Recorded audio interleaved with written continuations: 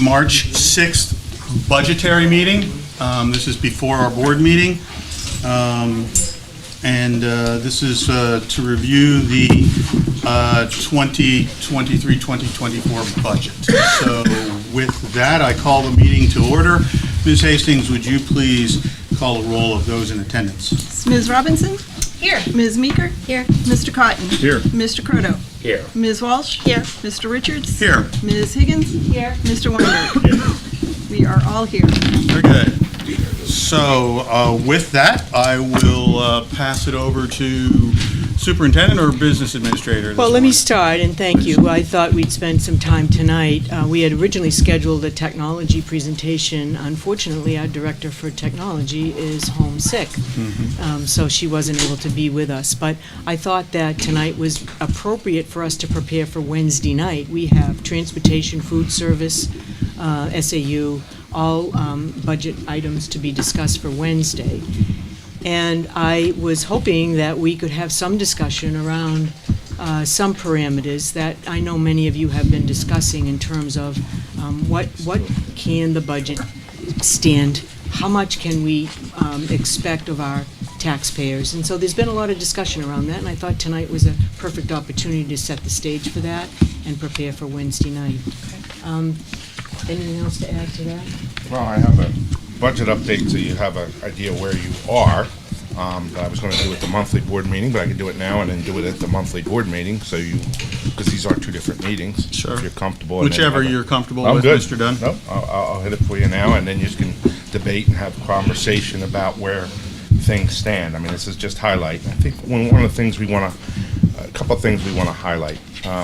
July 1st to June 30th is the fiscal year. So the budget you pass on March 29th will govern July 1 to June 30 of 2024. The tax assessment is the year of the assessments of the properties in Concord. And that runs from April 1st to March 31st.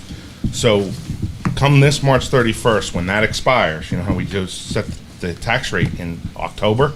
That is using information from March 31st, 2023, all the way back to April 1, 2022.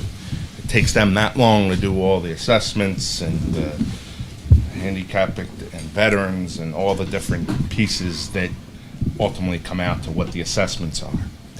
So what you will pass in March is a preliminary budget. All right, and the nice thing that you have that you may need to take advantage of is that you get to touch your budget again. And we usually do that when the tax rate is set in October. And we do it October 2023. So some advantages you have going into this is, one, you have a biannual budget with the state that's happening. We've heard about some potential additional revenue that we can't count on, but we may be able to use some reserves in anticipation that if something happens, you could replenish them in order to mitigate some of the impacts that are happening. They're just ideas that we're thinking about. But again, I think knowing that you have the luxury of passing a budget of what you intend to live by, but knowing you might have a little flexibility, I think is what we want to try to convey to you as far as to give you a little comfort in trying to balance how much do we need to tax versus how much do we need to do what needs to be done, and with the ability to be able to touch it again in October. Big difference, though, you need a simple majority to pass the budget on March 29th, and you need a supermajority, 7 votes, to adjust that budget in October. Okay?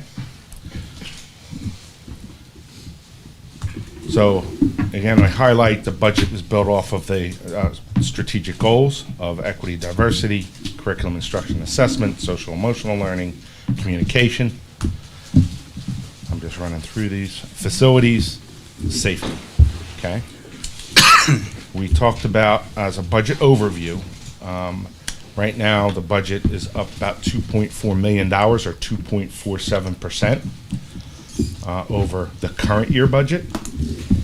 Okay. The revenue is right now, the additional revenue needed is about 2.29% more. We estimate needing $2.2 million from the current budget to carry forward. That's what's built into this, okay, of the unassigned fund balance. Now, those numbers also includes the reduction that was done on the 22nd, the meeting on the 22nd, the SRO for Rutland, that is in here now. I took that. That was 95,578. So you'll see that number in a minute.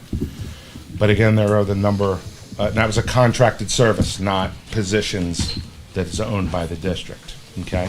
But these are the positions that were proposed to be reduced and added, the various positions with their different funding source, whether it was general fund, a number of ESSER positions were in here, as well as entitlement positions.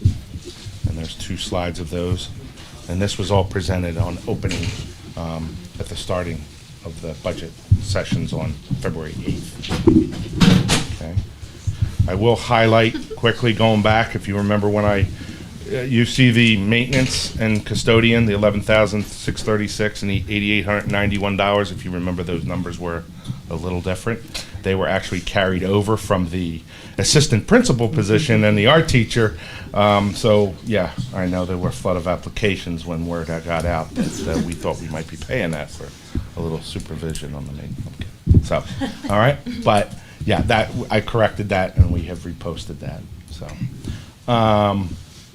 Again, their school resource officer, the 95,578, that has been reduced, but we do pay 95% of the salary and benefits for that position, and the city pays 25. That's what happens up at the high school. Okay? So the estimated impact of your budget as of right now is the current local rate is $13.42 per thousand.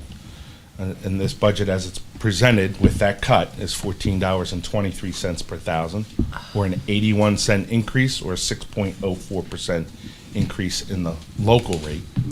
The state rate, which is set by the legislature, we have no control over that. That is what it is. That is going from $1.21 to $1.44, or 23 cents, or a 19% increase in that rate. So combined, it's going from $14.63 to $15.67 per thousand, or $1.04 per thousand, or 7.11% increase.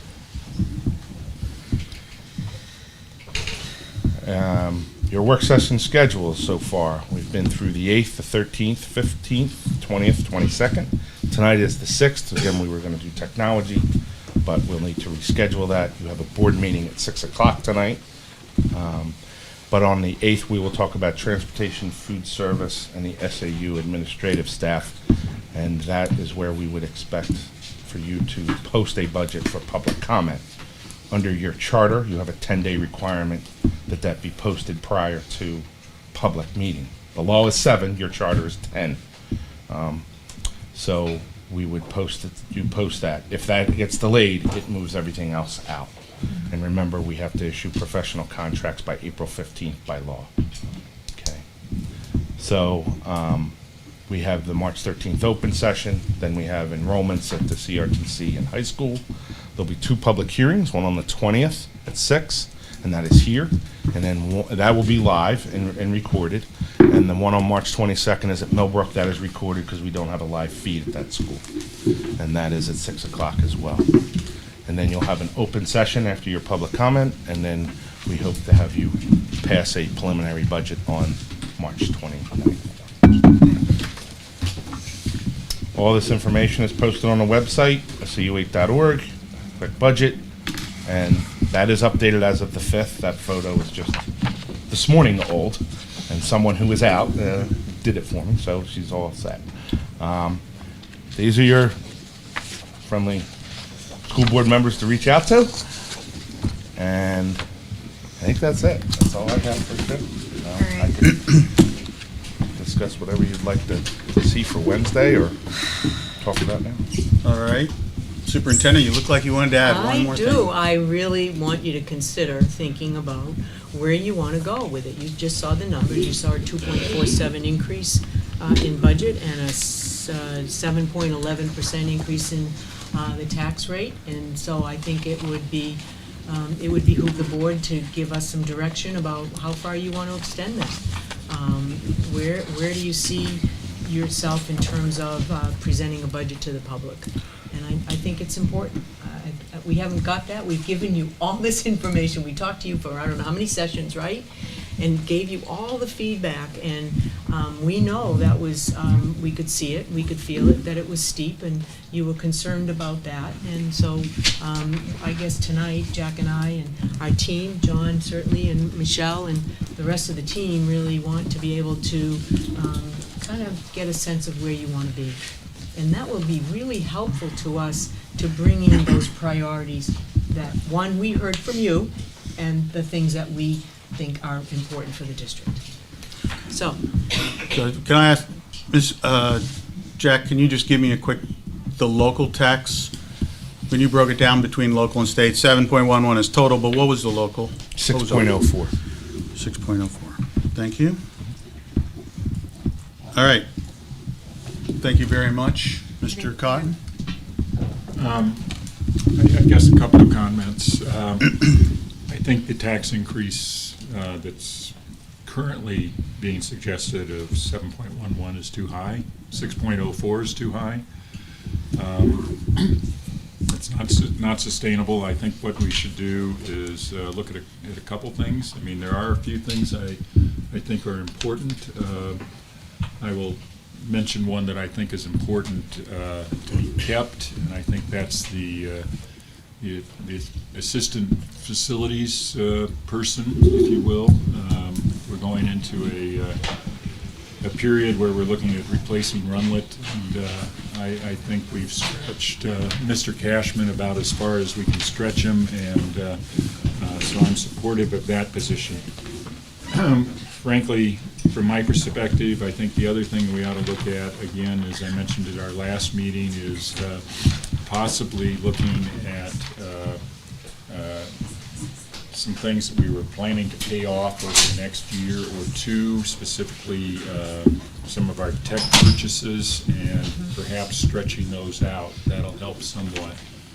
And then thirdly, I would suggest that we need to look at some of those positions that are no longer being funded by ESSER or whatever, and make a hard decision as to whether or not we need to continue those, or, you know, they were one-off positions when they started, and maybe they ought to go away when the funds go away. So I would like to see the budget come in under 5% is my goal. So. thank you. Thank you. Mr. Croto? Mr. Dunn, one of the things you've done in the past that has really kind of brought it home for some folks is to give it an example of what an increase like this would actually be on a certain number valued home. Kind of brings it home for folks. Is there something you have? So roughly, the average home in Concord, I think, is like $322,000 now. That's the new $250,000 number, right? Yeah, and you're probably looking at about $340 A year. Mm-hmm. Okay. Thank you. Go ahead, Ms. Hastings. I want us to keep in mind all of the opportunities we have to cut this, because I agree with Mr. Cotton that it's high and probably not sustainable for many families. And try to keep in mind what impacts our students the most. I guess bang for the buck is what I'm thinking of. What positions do we need here that would be most beneficial for students versus ones that would be less directly beneficial, I guess I would say. So I don't know what those are off the top of my head. I've got some thoughts on that, but there's something also to be said about we knew that positions were being funded through ESSER funds, and that those are going away, and that this was going to be a hard decision to make when the time came, and this seems to be the time. So we have some hard decisions to make. Okay. Ms. Robinson? I remember in one of our presentations, Jack, you mentioned that we have about $500,000 left in ESSER funding to allocate. Is that still correct? So I'd like us to keep in mind potentially, and I'm an auditory processor, so I'm just kind of thinking out loud, that could give us some bandwidth to potentially prolong one or two positions instead of just going cold turkey, for lack of a better term, especially if we're going to be, like Mr. Cotton had suggested, adjusting the rates with which we're paying back certain things. So I wonder if we could explore the most beneficial ways to use that 500,000 in a way that won't potentially shock the district or shock kiddos in what they're used to getting. That might be a great way to, instead of cliffing, maybe waterfalling a little bit with how we remove specific positions, just from an exploratory standpoint. Okay, thank you. Go ahead, Ms. Walsh. First of all, I want to thank you both all for the great work you've put into this. I know it was difficult, and your bottom line is 2.5% roughly, which, given inflation, is not out of this world. We are challenged by a potential decrease in state aid that may be replaced, but we won't know that until the summer.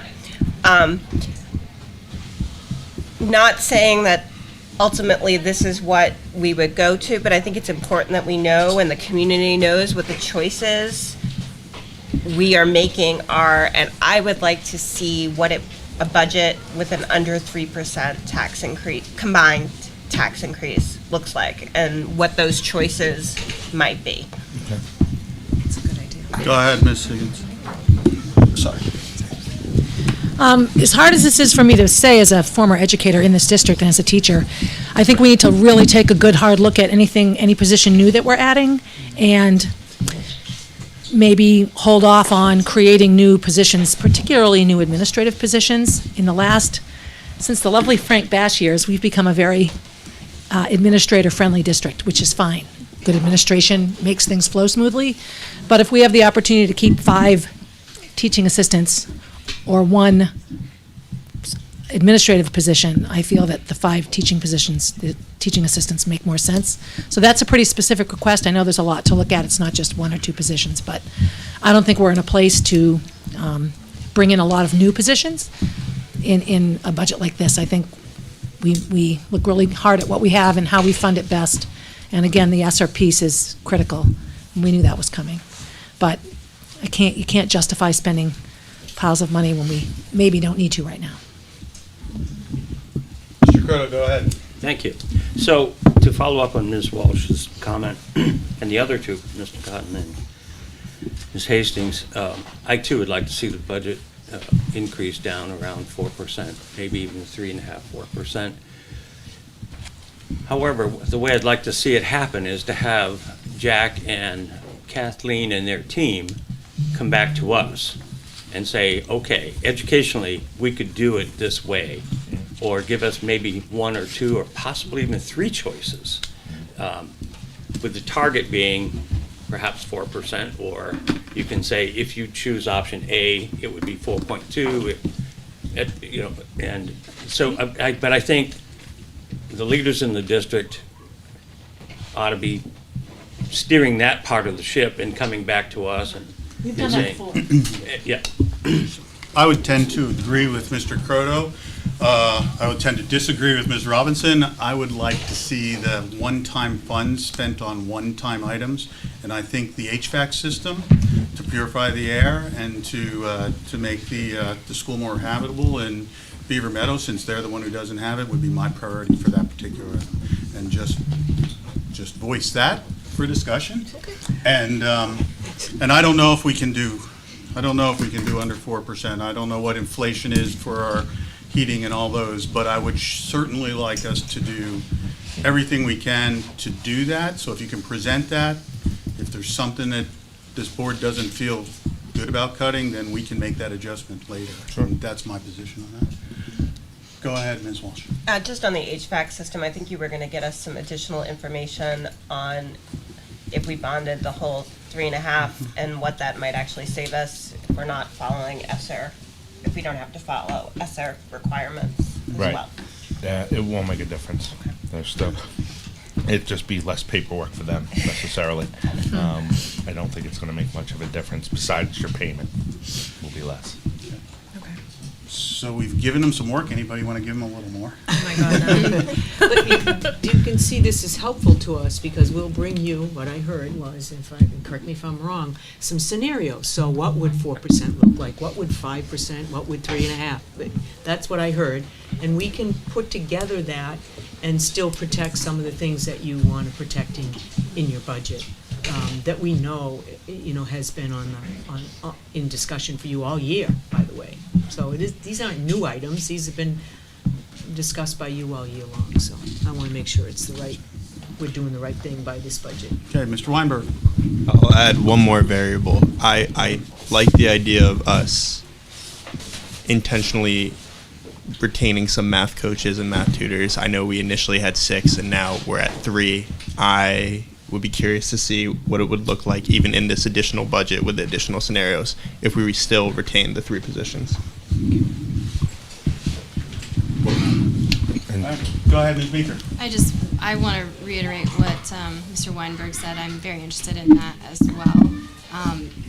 Just as a new board member, the feedback that I've been getting, when we hear from people about one specific thing, it means it's really important to them. And so I just want to make sure that we're hearing those voices. And, I know that I'm very aware of the way that the funds came in, but I want to be compassionate, especially at a time, when we're really diving deep on social emotional learning, catching kids up, and sometimes that doesn't happen when the money ends. And so, how can we soften that blow? So, thank you for that. Any other comments? Anything else you need? I think either way, we're looking at it combined. That's the way you want us to look at it, Yeah. the combined Yes. rate. We do like to look at it, Okay. although we don't have much. I mean, I'll always control show over it, the but state.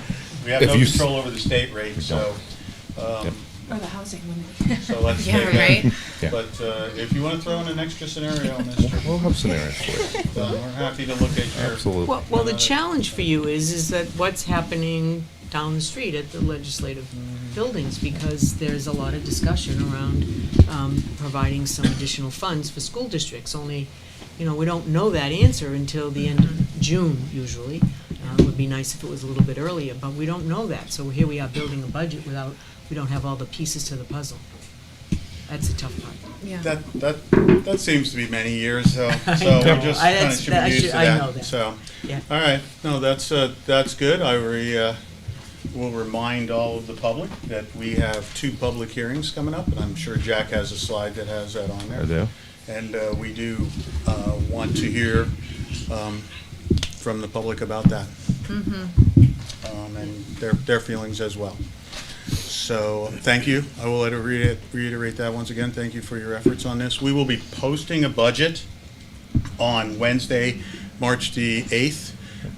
This is just our posted target. Well, it's more of a draft budget. Nothing in it is locked in stone. We will, be reviewing it both before and after the public hearings.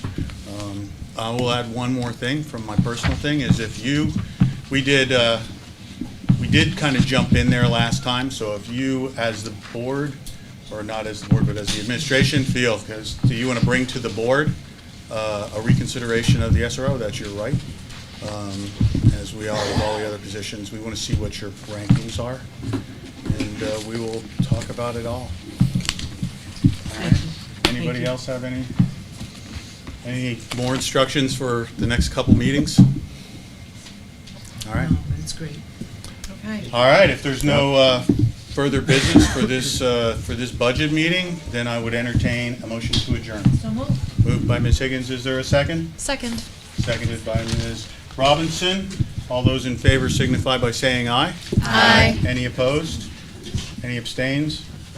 We're adjourned. We'll start our regular meeting at 6 o'clock. Thanks, everyone.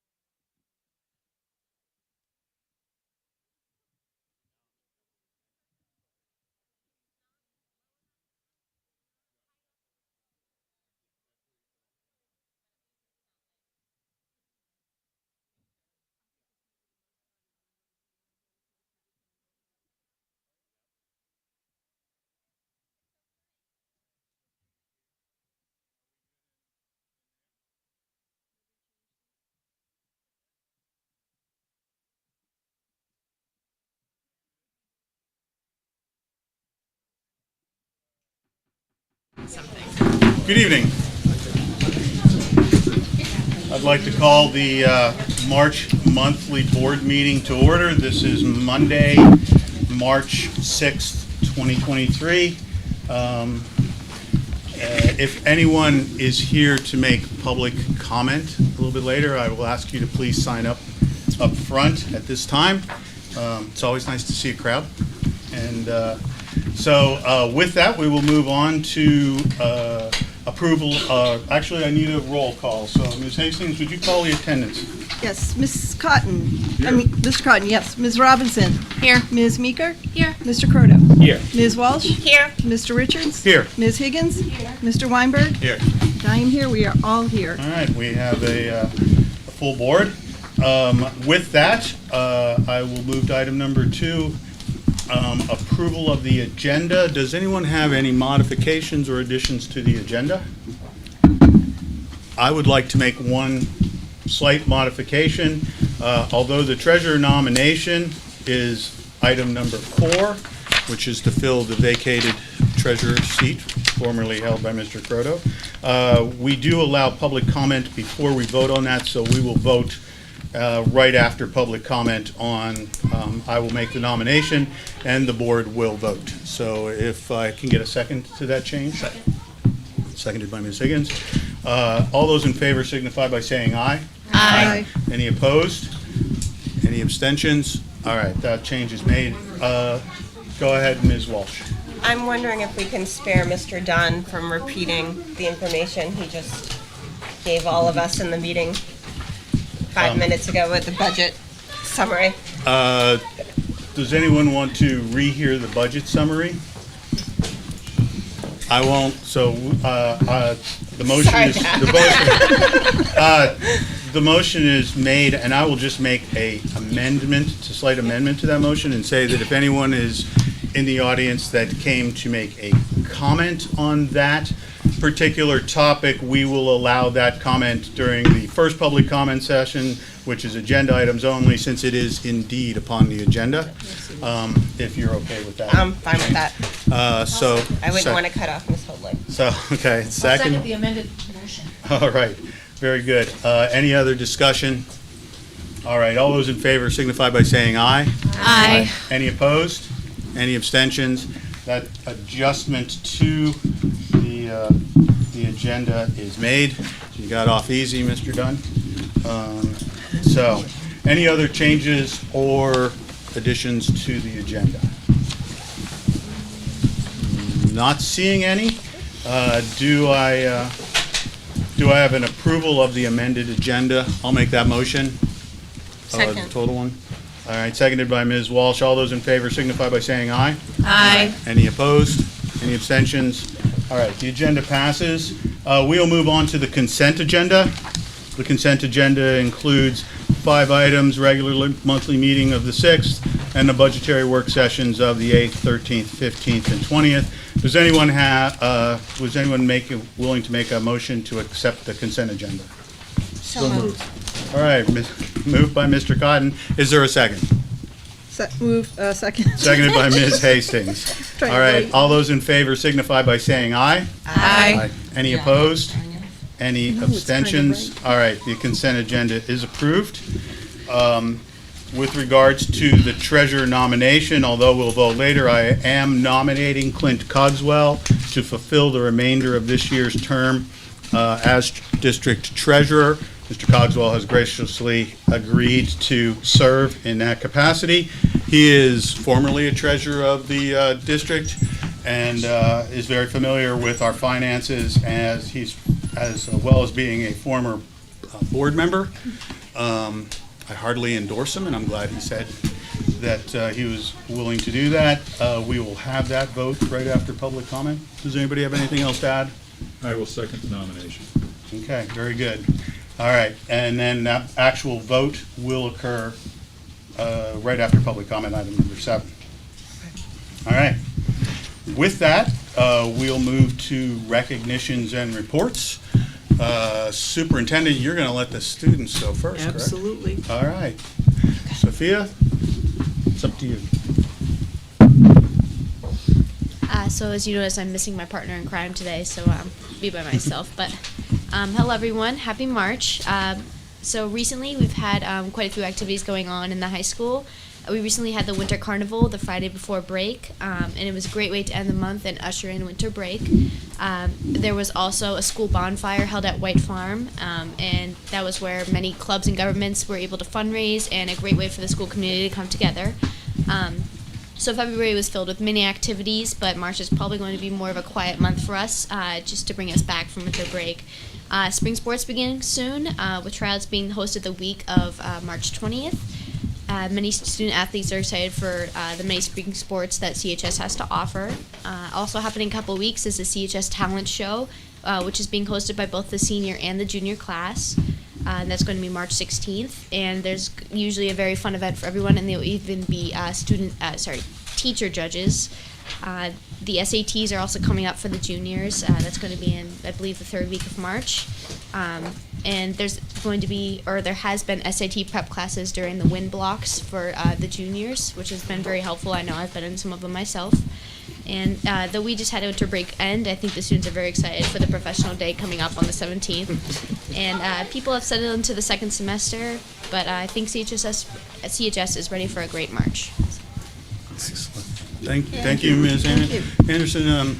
Mr. Weinberg. Just a question. We have a bunch of parents here who probably would love to support their kids in the district, and these all sound like fundraisers, right? Yes. So if the parents want to donate and support the students, how would they do that? The junior and senior, I'm part of the junior class. I'm also part of student government. But the talent show is going to be March 16th, and tickets will be $5, and you will be available to come and watch them. And also, there's not much else fundraisers, but coming up. But I know we recently had the Margaritas Festival, our Margaritas fundraiser for the senior class. That's also a great way. But I will be whenever I do these announcements, I always kind of try and advertise for both the junior and senior class. But we really do appreciate all the support we can get. Thank you. Thank you very much, Mr. Weinberg. And since I have a very loud voice, much more than Sophia, I'll say the 16th of March is a talent show at a very bargain price of $5. So we all want to support the students and the classes. So thank you. With that, Superintendent, your report. Thank you, Mr. Richard. Great report, Sophia, as always. I want to bring you up to date on a couple of things. As you know, last week we received a second hoax. The Concord Police Department received a call regarding an armed intruder at Concord High School. Again, I want to repeat that this was a hoax. And as many of you know, several districts across the state received calls similar to the one that we received in Concord. And as per all the protocols, the school went into lockdown. One of the advantages that we have is we do monitor the scanner here at the office, and so our staff heard the police report and were able to immediately notify the high school to go into lockdown. Many people say, well, there were no students there. Well, you know, our schools are open 24 hours a day, it seems, 7 days a week. There were students in the building. They were practicing for their New England wrestling tournament that was held in Rhode Island. They were also preparing girls basketball, I believe, was getting ready for their tournament play this week. So we had students in. We also had, during the week, you know, when schools are closed, we often have construction people in there, workers, contractors. Matt brings them in because it's a great time for them to do any of the upkeep that we need to do at the high school. So they all had to go into lockdown throughout the building. And of course, our staff was there, our administrators were there, some of our teachers were there. They sneak in a few quiet hours in their classroom to do some work. So they were in lockdown. And the police arrived. As you know, they cordoned off the streets around the high school, not knowing what to anticipate. They did, 6 or 7 of the officers did a thorough sweep of the building, checking all areas to make sure that there was no problems, and then announced that the lockdown we could refrain from it, and students could come out, students and staff. So I don't know. We don't know any more information than that. The police department and obviously the FBI and other agencies that are involved in trying to track down who makes these calls is still under investigation. We don't know. But again, our protocols were in place. Our systems worked. The board was notified. Parents were notified. So I think that all in all, we were able to contain any anxiety from this particular event. Questions? Go ahead, Ms. Meeker. Thank you for that report. The community forum on Facebook, one of many community forums that I follow, a parent noted that her daughter was in a closet for 20 minutes and was pretty scared. So I guess my question is, are the protocols that are in place, are they including some kind of assistance to kids and staff, like right after the event? Are they offered counseling? Are they talked to? Are they given opportunities to? I can't answer that question because I don't have the answer to that. If we were in school, that we would have all of our counselors, Right. our school psychologists, our social workers, all of our folks are in place. And as you know, during that time, we don't have a lot of folks in there. And students are really, they're pretty sharp, you know. They know they have to go somewhere and hide. But I will check on that because I think that's an important element in this case where we didn't have the staff in the building. Right. What happens as a follow-up? Yeah. So, good point. Thank you. Thank you. Thank you. Any other questions? Thank you. Superintendent, So, please continue. Thank you. So I wanted to bring your attention to something I think is really exciting. You know, I feel so strongly about the talented students that we have in our school district, and you know, as I meet and talk to the high school students, I know they're all interested in thinking about what their future pathways are going to be. And so our team here in the district, made up of Ann Fowler, John Fabrizio, Kim Yarlott, are working with Granite State College and NHTI to create a 2+2+2 plan. Let me explain what that 2+2+2. I think you'll get it once I start giving some explanation. As a pathway for the Education and Behavioral Science program at the high school, that's part of the Career and Technical program at the high school. We are working with our high school students who are in that program to participate in preparing for a para-pro test. Now, the para-pro test is something that we give to paras who come into the district to work for us. But we will be working for 2 years with students who are interested in this pathway to prepare for work as a paraprofessional. And we will prepare them to take the para-pro. And that would allow them to, when they finish their 2 years in Concord, we could hire them as paras to work with our students because they will have those 2 years.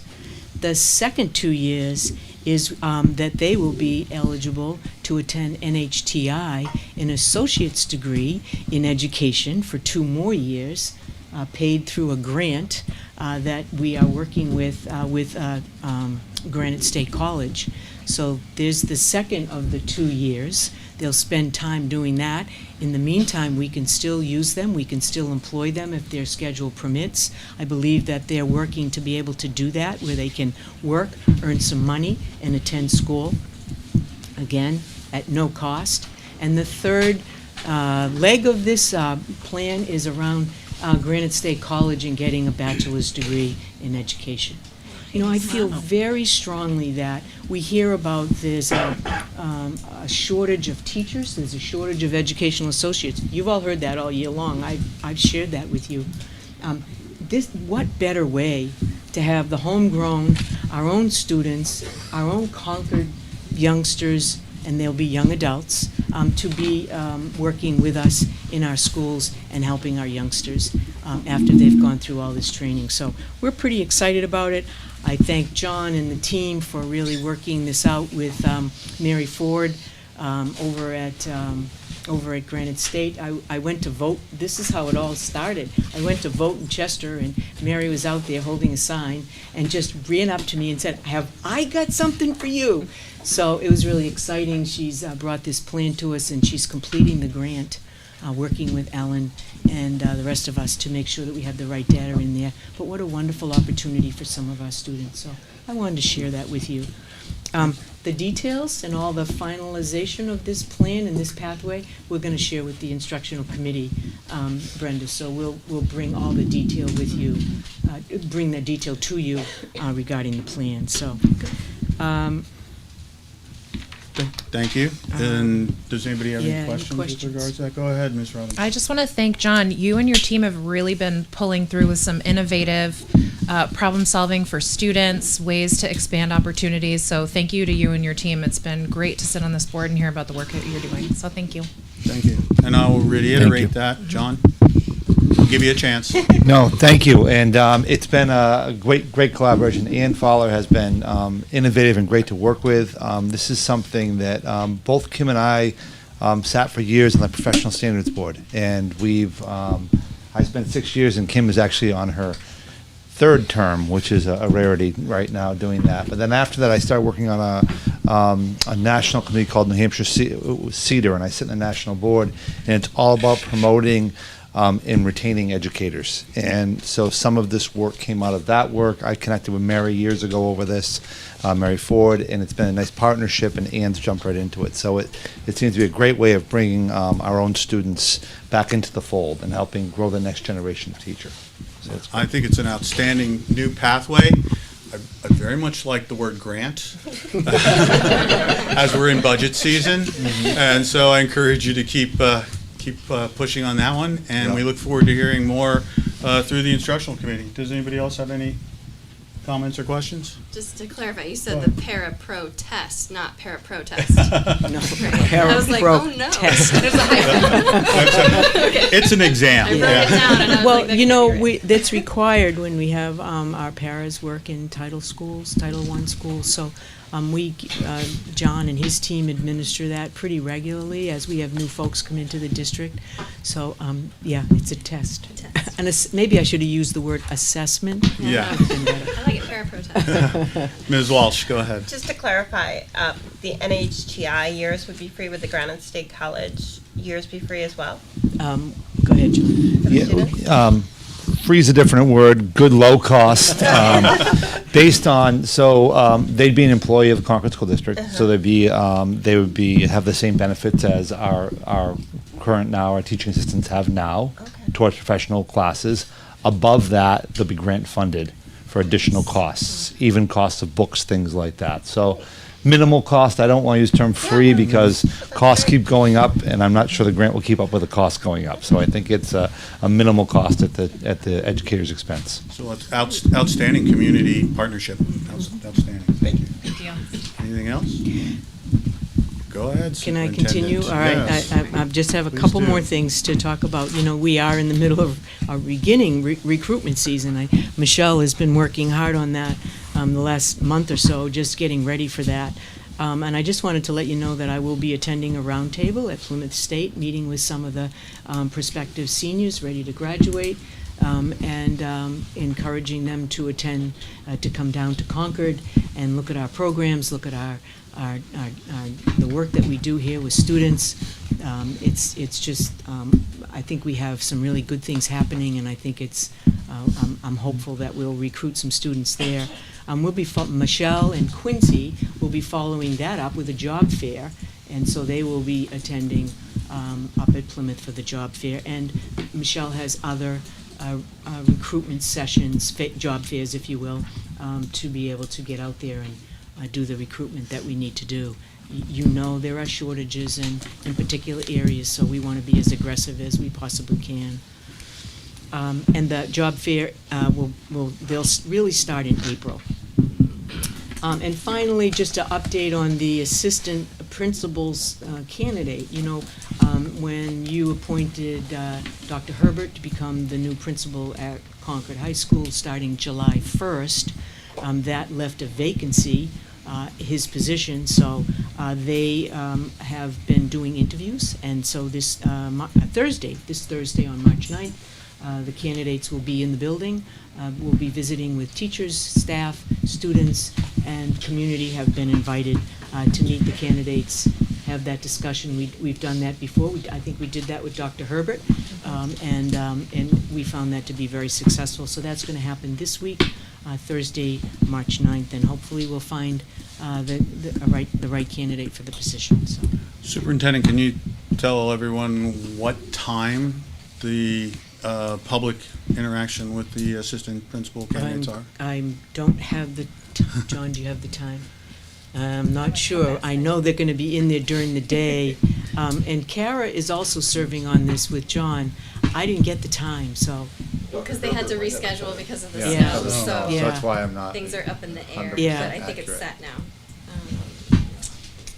We'll get a note out. I was going to We'll say, I get didn't a mean to note ask out. such a I difficult know. question, so. Yeah, sorry. Yeah.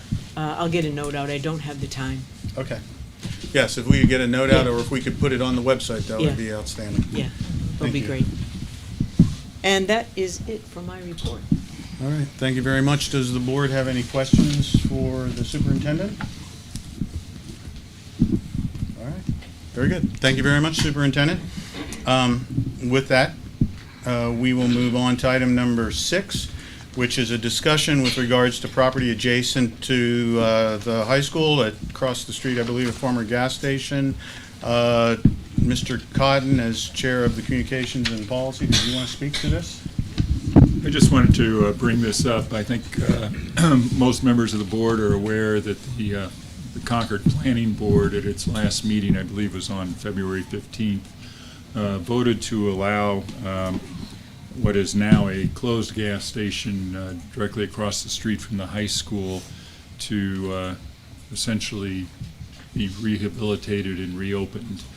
I believe that the superintendent wasn't able to attend that meeting, but did send a letter concerned about the safety of that corner. Is everybody familiar with that corner, I think? I've had people reach out to me. Jeff Evans, who's not here tonight, kind of led the charge. I think the Concord Green Space Coalition is interested in this as well. I too have concerns about the safety of the crossing there. There's no crosswalk going over to that property from the high school, but I know students go back and forth across there all the time, and it'd be more tempted to do so when it's open, obviously. That's a very dangerous corner.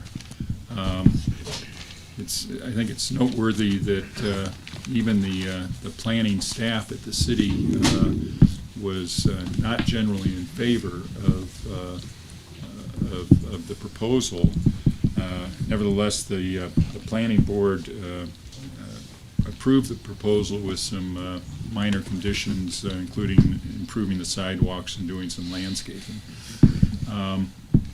I think you'll hear from people during the public comment session tonight, but I would like to suggest to the board that we consider appealing the decision of the planning board. The appeal to that decision would require an appeal to the district court, and so we would have to get our counsel involved. But I would make an motion that we would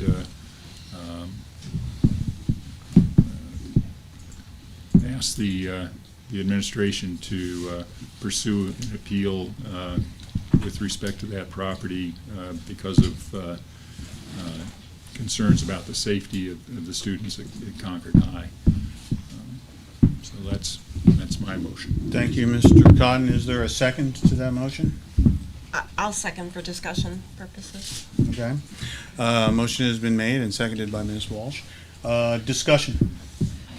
Go ahead, Ms. Higgins. So I have a question so if this is, if we could appeal it and nothing were to, and it was not to be reopened, would it just continue to be an abandoned spot? Or, I mean, I suppose that depends on who owns the piece of land. I think that's exactly right. I think it depends on who owns the land. The current owner obviously wants to reopen it as a gas station. I'm not going to get into whether or not the city ought to do something different and reconfigure that entire intersection, which is kind of what Let's I have a think ought to rotary. happen. I think that's what I ought to, but I'm not Sorry. going to suggest that the city, that's beyond my purview. But, yeah, at least they would have to consider either putting more conditions on the reopening of the property or along those lines is what I'd be interested in. My other question is there a significant increase in traffic and such since they closed? I mean, that gas station was there before the mobile station behind it, so that's how old I am. I remember that intersection years ago, but, you know, it didn't close all that long ago. I'm not in favor of it necessarily. I'm just trying to, if we ask for it, you know, try to appeal it, it has to be, there used to be a crosswalk there, and then that got taken away when the campus closed and all that sort of thing. But, you know, what's an argument we have that is more solid than it's dangerous? I mean, I know that should be. I believe traffic studies would show that there is more traffic there. Yeah. There's been quite an expansion since that it was originally opened with respect to the former state hospital campus. Right. And, all the other, it's not just the hospital. Yeah, those were all abandoned buildings It's for a not- long time. It's not just the hospital anymore. Now Yeah. there's an entire state government campus there that has significantly increased traffic, as well as traffic going to Concord Hospital, which we all know about. So there's definitely been an increase in traffic.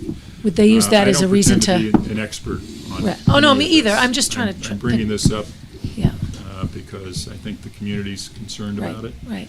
And I think we need to be concerned about safety around our schools. Yeah, absolutely. Okay. Ms. Walsh? A couple of questions. What is the deadline for us to file for an appeal if we chose to do that? My understanding is you have 30 days, quote unquote. I believe the deadline would be the 17th of March. Do we have the right attorney? Or would we have to hire new counsel?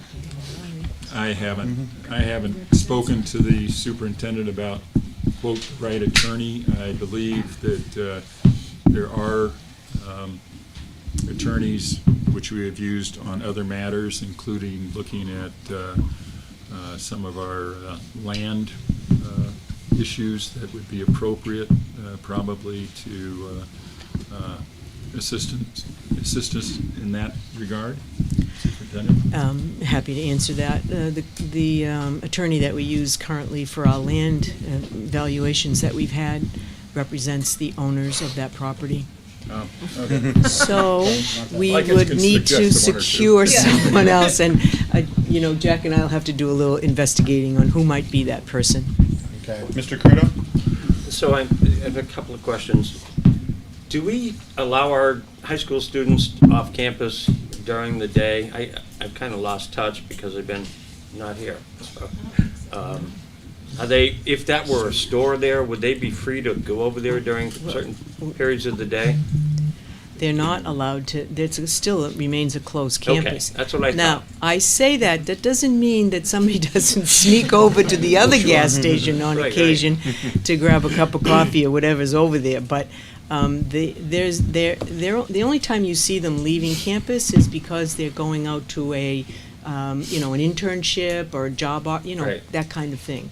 And obviously you see a lot of traffic there because don't forget, we have 9 sending schools going into that building early, about 8:30 every day from our sending schools that use Career and Technical Center. They leave again around noon time, so you see traffic then, plus the regular traffic that occurs with students in and out of there. So you're right when you say the traffic is an issue. Well, but I remember years back, I'm old, and when we had to have teachers out there supervising kids going across the street to the pizza place, so I wanted to make sure that wasn't available. Secondly, have you heard from the administration at the high school about their concerns about this? Well, actually, I talked a little bit to Mike Reardon, the principal. Mike's not with us tonight, is he? Mike's not here tonight. But they had the same concerns, the traffic. Kids, they're obviously not allowed to leave campus, but having to track all of that. So those were his similar to what we've heard, those concerns. Mr. Weinberg. Actually, when I was at Concord High, I think we were one of the last years to be able to go to Pizza Fina. What was at the time? They had like the 2.0s. I hear these concerns. I think where I come around with all this is if we're going to get into any litigation, I have more of an appetite to move into like school funding litigation, to be completely transparent. If we're looking at putting funds toward any appeal process or any lawsuit matter, that's kind of where I feel like our money would be better served. That sort of leads into my question. Is litigation the only next step? Or is there the possibility of having conversations with the planning board? Or, I mean, the planning board passed it. Did the city council pass it? I mean, is that the natural progression of a project like this? And if so, could we, like, I know Superintendent Murphy has already expressed concerns to the planning board, and I'm sure they were heard. But could we double down, potentially ask for them to work with us, in concert with us, as opposed to us needing to pay for a lawyer and potentially turn this into more? Go ahead, Mr. Collins, answer. The answer is, I think, I actually used to do some planning work when I was a practicing lawyer. I think the answer is that you have to file an appeal. The planning board has already made a decision. The city council has nothing to do with this unless they want to have something to do with this. Having said that, once an appeal is filed, there's nothing to prevent the parties from trying to work something out. Okay. And oftentimes that's because it's going to cost them to do something if they have an appeal as well. I think that there is room for give and take. Whether they choose to take it or not is a different issue. That's up to the planning board, but the next step, really the only step, once they've made a decision, is you have to file an appeal. Okay. And then, settlement discussions can take place after that. Okay. Thank you. Ms. Meeker. I'm curious, process-wise, can anyone in the community file an appeal? Are we the only interested party here? I think the people in the community that can file an appeal are basically the abutters. You have to have an interest. It's not something where just anybody in the community can file an appeal. We're obviously an abutter. The state's an abutter. And I'm not sure who's, actually I think we're probably an abutter on two sides, maybe more. I don't know. Thank you. All right. Do you want to say anything? You can go there. You don't have to. You don't have to. Feel free to make a comment or not. I guess I know. We don't have an open campus. I've never been to the school where there was an open campus. So I do agree that I don't know. I'm sure you are all aware about the parking situation. And a lot of students do park on that 2 hour on the side there, which again increases traffic, and cars already have a hard time going through there anyways. Kids are crossing the street all the time. I feel like that if they do add that gas station, make it working again, it could probably cause a lot more traffic. And kids, I do know of kids that do again occasionally go over to Irving. No way. Not that I'm rounding anyone out, but I want your names, Sophia. but just occasionally. But I do think that if that added gas station definitely would cause more students to want to go over there, especially because it's more accessible. And that, again, I think we've already had issues with, like, in the morning. I personally walk to school and I cross there every day, and it's extremely busy. and adding that gas station could increase traffic even more, and potential injuries could occur. So personally, I don't think it would be a great idea to add that at a gas station, but I do understand that that money for an appeal could go to something greater for the school funding. Thank you, Ms. Anderson. I very much appreciate your willingness to share your comments with us. opened on Pleasant Street? I don't know if we can say that, but go ahead. I'm just wondering if we should defer a vote and the rest of the discussion until after public comment. Yes, I think that's a good. I would like that's that, great. yeah. So, once again, I will move, if the board is amenable, can we make, I'd make a motion to adjust the vote on this. We haven't set a vote on this, but to set the vote on this after the approval of the treasurer vote, if everyone is amenable to that. I would second that motion. Okay, all those in favor signify by saying aye. Aye. Any opposed? All right, the motion passes. Is there other further comment with regards to this topic right now? This time. All right. Did you second that? With that, then we will vote on that after the vote on the treasurer nomination. Thank you, Mr. Cotton. Is there anything else you'd like to say at this time? No, thank you. All right. Go ahead, Mr. Weinberg. Just in case if anyone was going to comment on it, could we just repeat what the motion was one last time? Or as close as you can get without having the... I didn't write it down. I basically moved that we ask the administration to file an appeal with respect to the planning board decision on the property adjacent to the high school by March 17th. Very good. All right. The next item we will have will be a period of public comment on agenda items only. At this point, I just want to make sure, and I hope, can everybody hear me back in the back? Excellent. I do have a voice that can carry. There are some guidelines and rules with regards to policy on public comment. This will apply not only to this public comment period, but to the public comment on any topic that will be the second comment period at the end. I just want to let everyone know our comment period will be no less than 30 minutes per RSA 189-74 Section 1.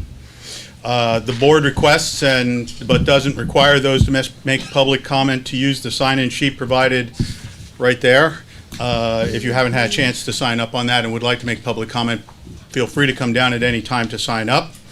The time may limit the number of people that sign up, and the board will set an appropriate time limit for all speakers, depending on how many speakers we have. We'll start with the people whose names have put their names on the sign-in sheet, and then upon completion of that list, if time allows, we'll move to any others present who want to speak. The board does have business to conduct tonight. The board, as I said before, has allocated a minimum of 30 minutes for public comment in accordance with the RSA 189-74 Section 1 in these two sessions.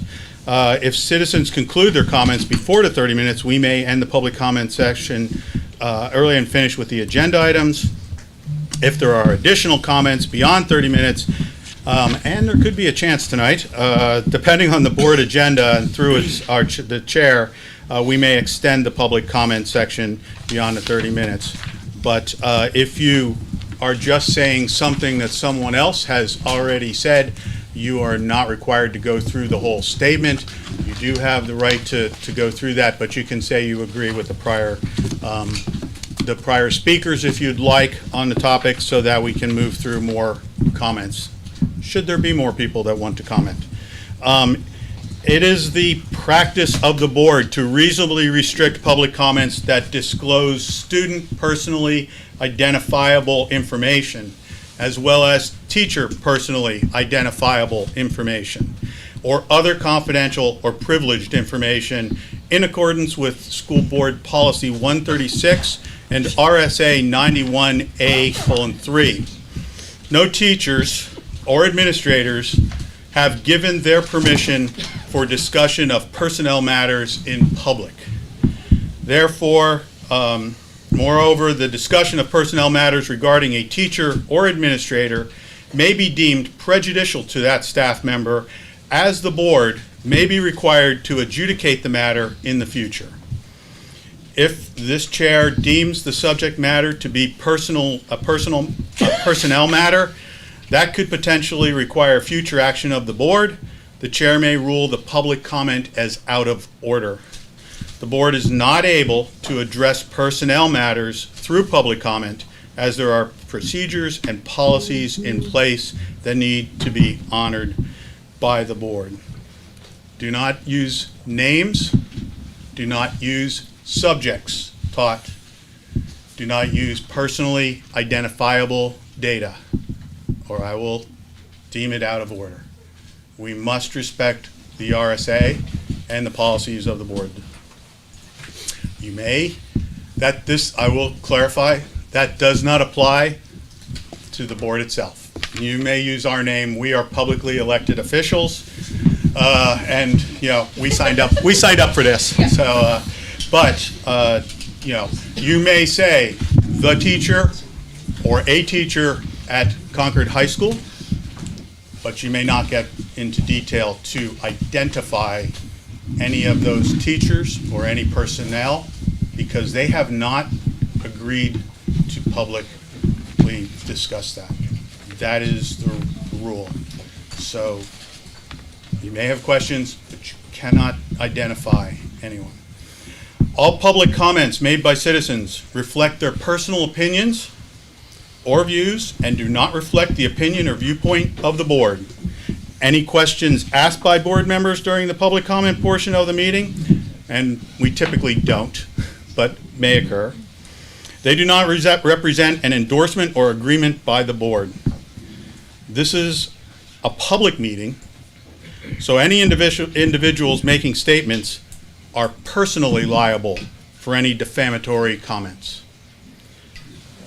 I ask you all to please maintain respect and civility during the comment period and throughout the whole meeting, as you have done already. Thank you very much.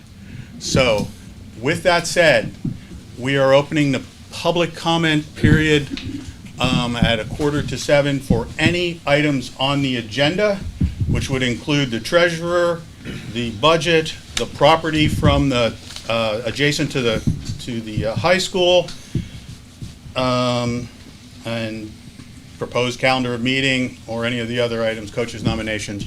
Is there anyone here? Do we have a list of people? For budget? No? Yes, you may come, Ms. Hoadley. Before Ms. Hoadley starts, and you can take a seat, how many people, may I ask, are planning on making an agenda item comment? All right, with only seeing 4 or so, we will be able during this period to stay with our 5-minute comment period. And I ask you not to go over your 5 minutes for this item. I know the rules. Very good. And if I don't, nobody does. Yes, I do know the rules, and I'm here to speak about budget. But before I get on to that, which is very, very brief, I am a little bit worried. Have you folks been getting my emails? The ones that say the other side, book 1, book 2? Oh, all right. So, I have, Ms. Hoadley. well, I'll tell you, I've spent a certain amount of time doing my research. Thomas Bell has given me the information that I needed in several cases. My own little telephone works just fine, my own personal experience. I even spent a lot of time talking to Jack about whether it's appropriate to put the state and local education taxes together. I think it's a misrepresentation if the state has gone down, but you don't want to do it if the state has gone up. So why don't you just don't do it? And then you can't be accused of anything. Okay, but I'm here to talk tonight about something that's going to surprise you. I'm going to be talking to you about how to establish an atmosphere. I'm not going to even say one number, not one, and that's very rare for me. So, folks, I liked what I heard in the previous half hour. I hear people being really, really cognizant of the taxpayers' problem. And I need to remind you, this is my 62nd year of paying residential taxes. Now, some of you aren't even that old, so I've been paying taxes for a very long time. Yes, I know who you are, most of you. Now, the next thing is, I wonder if you could possibly concentrate on this budget and probably even the next two, to establish an atmosphere where students have a calm, safe environment to focus on their learning. I'm saying let the teachers teach and let the students catch up. Let them feel safe, let them feel comfortable. Get so you will have an idea of what the new normal is. And this sort of atmosphere does not ask for a whole lot of additional support. The people are there. The teachers are there. It's not a negotiations year. There are so many things in your favor. So everybody take a deep breath. Step back a little bit. Think about the kids. That's the really biggest thing you need to think about, is what's happened to them in the last 3 years. And for heaven's sakes, give them 3 years to recover, especially the kindergarten kids. So every single group needs time to take a breath, just step back, relax, let the teachers go in, close their door if they want to, let the teachers teach, and let the students catch up. I plead you, I know that you can do this, and I'm hearing support for this kind of thing before I even got here. And then when I got here and heard it, I can't thank you enough for having that mindset as you go through the budget. But don't think I'm going to come back and be this nice. No, because next time I come back, it'll have numbers, and numbers that may embarrass you. Okay, that's the challenge. Thank you. Thank you, Ms. Hoadley. Senator, do we have anyone else on your list? Yes. Please. Next on the list is Nicole Fox, Merrimack Gas Station.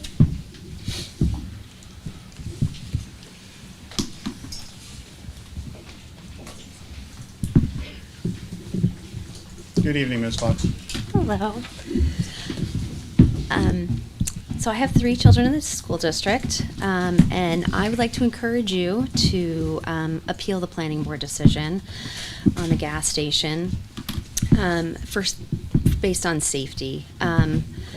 As I'm sure you're aware, there was a gas station at the location for many years, and while it was open, I remember seeing many close calls where the high school students darted across the road in front of vehicles.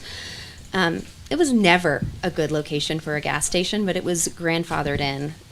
Because it was closed so long, that expired. The site is too small for a gas station, which is why it required a conditional use permit. Because of the site and the configuration in a tiny triangle, it requires 2 oversized curb cut driveways across in order for the big trucks to bring in the fuel and for traffic to get in and out. A gas station is the most vehicle intensive land use that you could possibly have in that location. Essentially, anything else you might have would have fewer cars coming in and out. It is literally a land use for cars. Because it also has a convenience store, it also is a draw for students. That section of Warren Street is incredibly busy with rush hour traffic, but then at school pickup and drop off in the morning in particular, it's especially dangerous. That's also a really great time to go pick up that coffee at the convenience store across the street. So it's a really bad location. It's not a good use for this property. It's going to increase danger for the students. As mentioned before, when it was open, you had to have teachers manning the crosswalk there. There is no, does the district want to pay for another crossing guard at that location?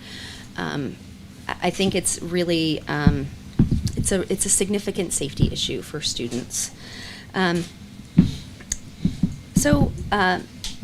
That is essentially my request.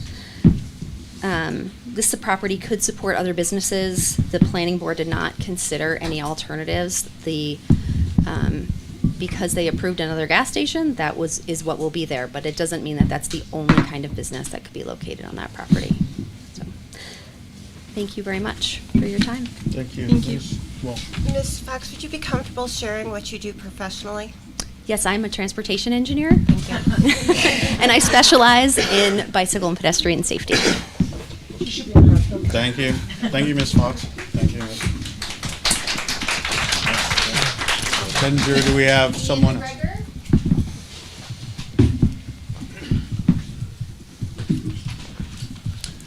Sorry, I came prepared. Good evening. Hi, everybody. My name is Ian. Thank you for being here. I feel it necessary to disclose any potential conflicts of interest. That seems to be a hot topic as of late. So,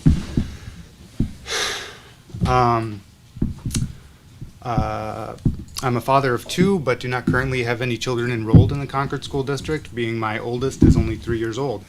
I'm a professional engineer, not involved in traffic in any way, mostly site design. But from time to time, I do present applications in front of the planning board on behalf of my clients. I am also a member of the Transportation Policy Advisory Committee with the city, who advises City Council on matters of transportation policy. My wife is a land use attorney, and she is also a member of the Conservation Commission as part of the city. In addition to that, I am also an involved member of Concord Green Space Coalition, or CG3. With all of that out of the way, I am here on behalf as a concerned resident of the city of Concord. The issue of the gas station should not be allowed to reopen across from the high school. May seem like it may not have that many repercussions, but it is a matter of values. Do we, as a school district and as a community, value the safe, efficient, free movement of our students, staff, and residents in the neighborhood for the services that they require? Public education, recreation, and safe access to their job? Or do we as a community and a school district value the noisy, polluting, inefficient movement of vehicles and the services they require? The ability to fill their gas tanks. I want to be clear that there are many reasons to oppose any gas station. The climate impact of fossil fuel reliance, the dangers posed by the storage of highly combustible materials within a residential neighborhood. There are also reasons to be in favor of a gas station. But I'm not here to discuss the pros and cons of gas stations. In general, I am here to encourage the school board to petition against the City of Concord's Planning Board's decision to allow the conditional use permit to reopen the gas station. As part of the conditional use permit for the gas station application submitted, the gas station applicant submitted the necessary paperwork. Such applications include traffic studies, responses to the conditional use permit questions, and any other material required. This paperwork, red tape, and bureaucracy is necessary for any application going before the planning board so that citizens and the city itself can view these plans and comment on them prior to the planning board meeting. However, most of this paperwork is completed by professional engineers and lawyers, and because of that, it is almost incomprehensible to anyone who isn't experienced in those fields. For this reason, I would like to read and translate some of the experts from the traffic study that was submitted by the gas station as part of their application. Again, this is publicly available traffic study that was submitted on behalf of the applicant as part of their conditional use permit.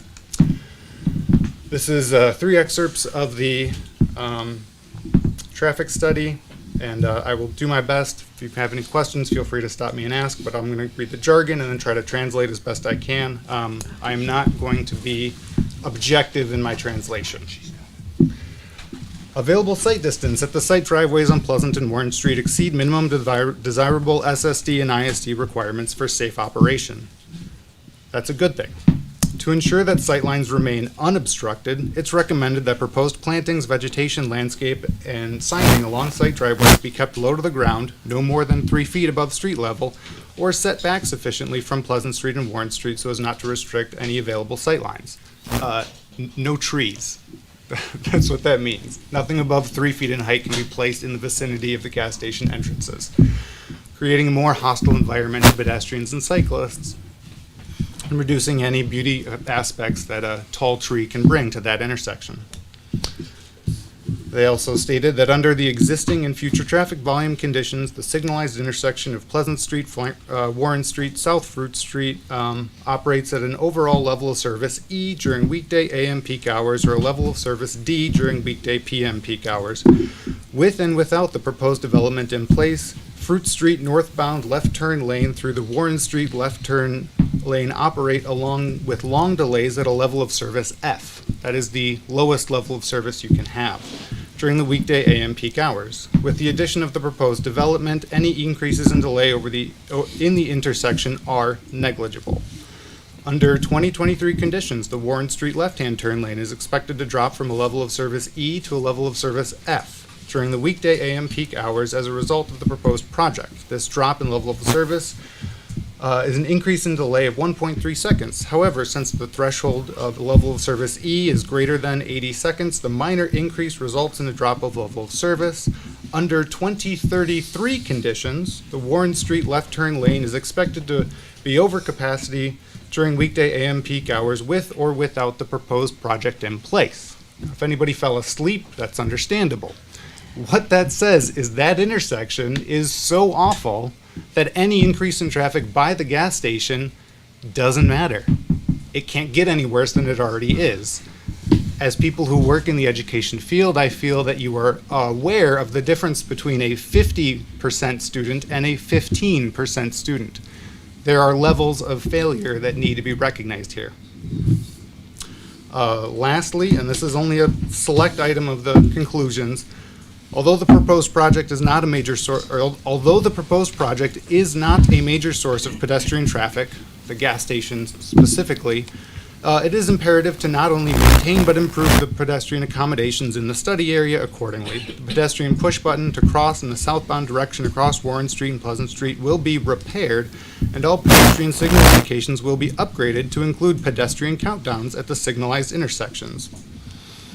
That says that please ignore any of the traffic conflicts that we're causing by the gas station, because we're going to install countdown timers along with the little walkmen that are there, because nothing says safety like a flashing red LED counting down to 0.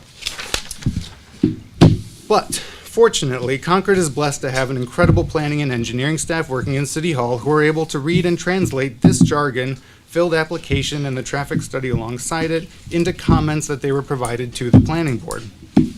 I would like to read some of the comments that are publicly available and that were presented to the planning board.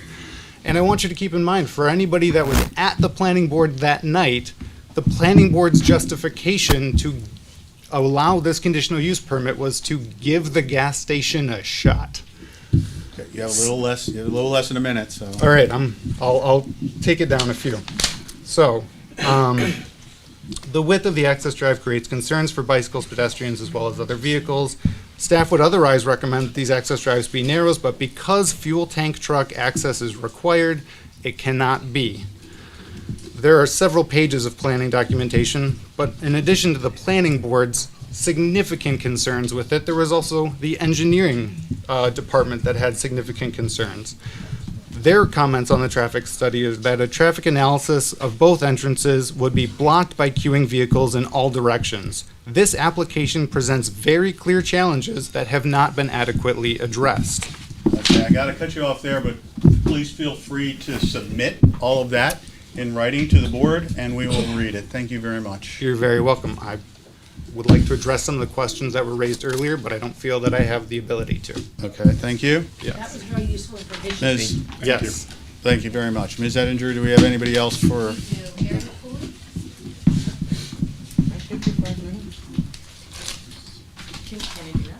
I'm sorry, what? Can she give me her 5 minutes? No, I don't believe we can do that. We're limited to 5 minutes. This isn't like, I think, C-SPAN. So, sorry. However, you know, if there is time at the end of the meeting, after everyone else has spoken, on a topic of anything, I think you can talk about it then. Go ahead, Ms. Cooley. Hello, my name is Meredith Cooley. I'm a Concord resident. Thank you for your service. appreciate it. And thank you for letting us speak on, I'm going to be speaking about the gas station as well. I agree with everything that you've just heard from Ms. Fox and Mr. McGregor.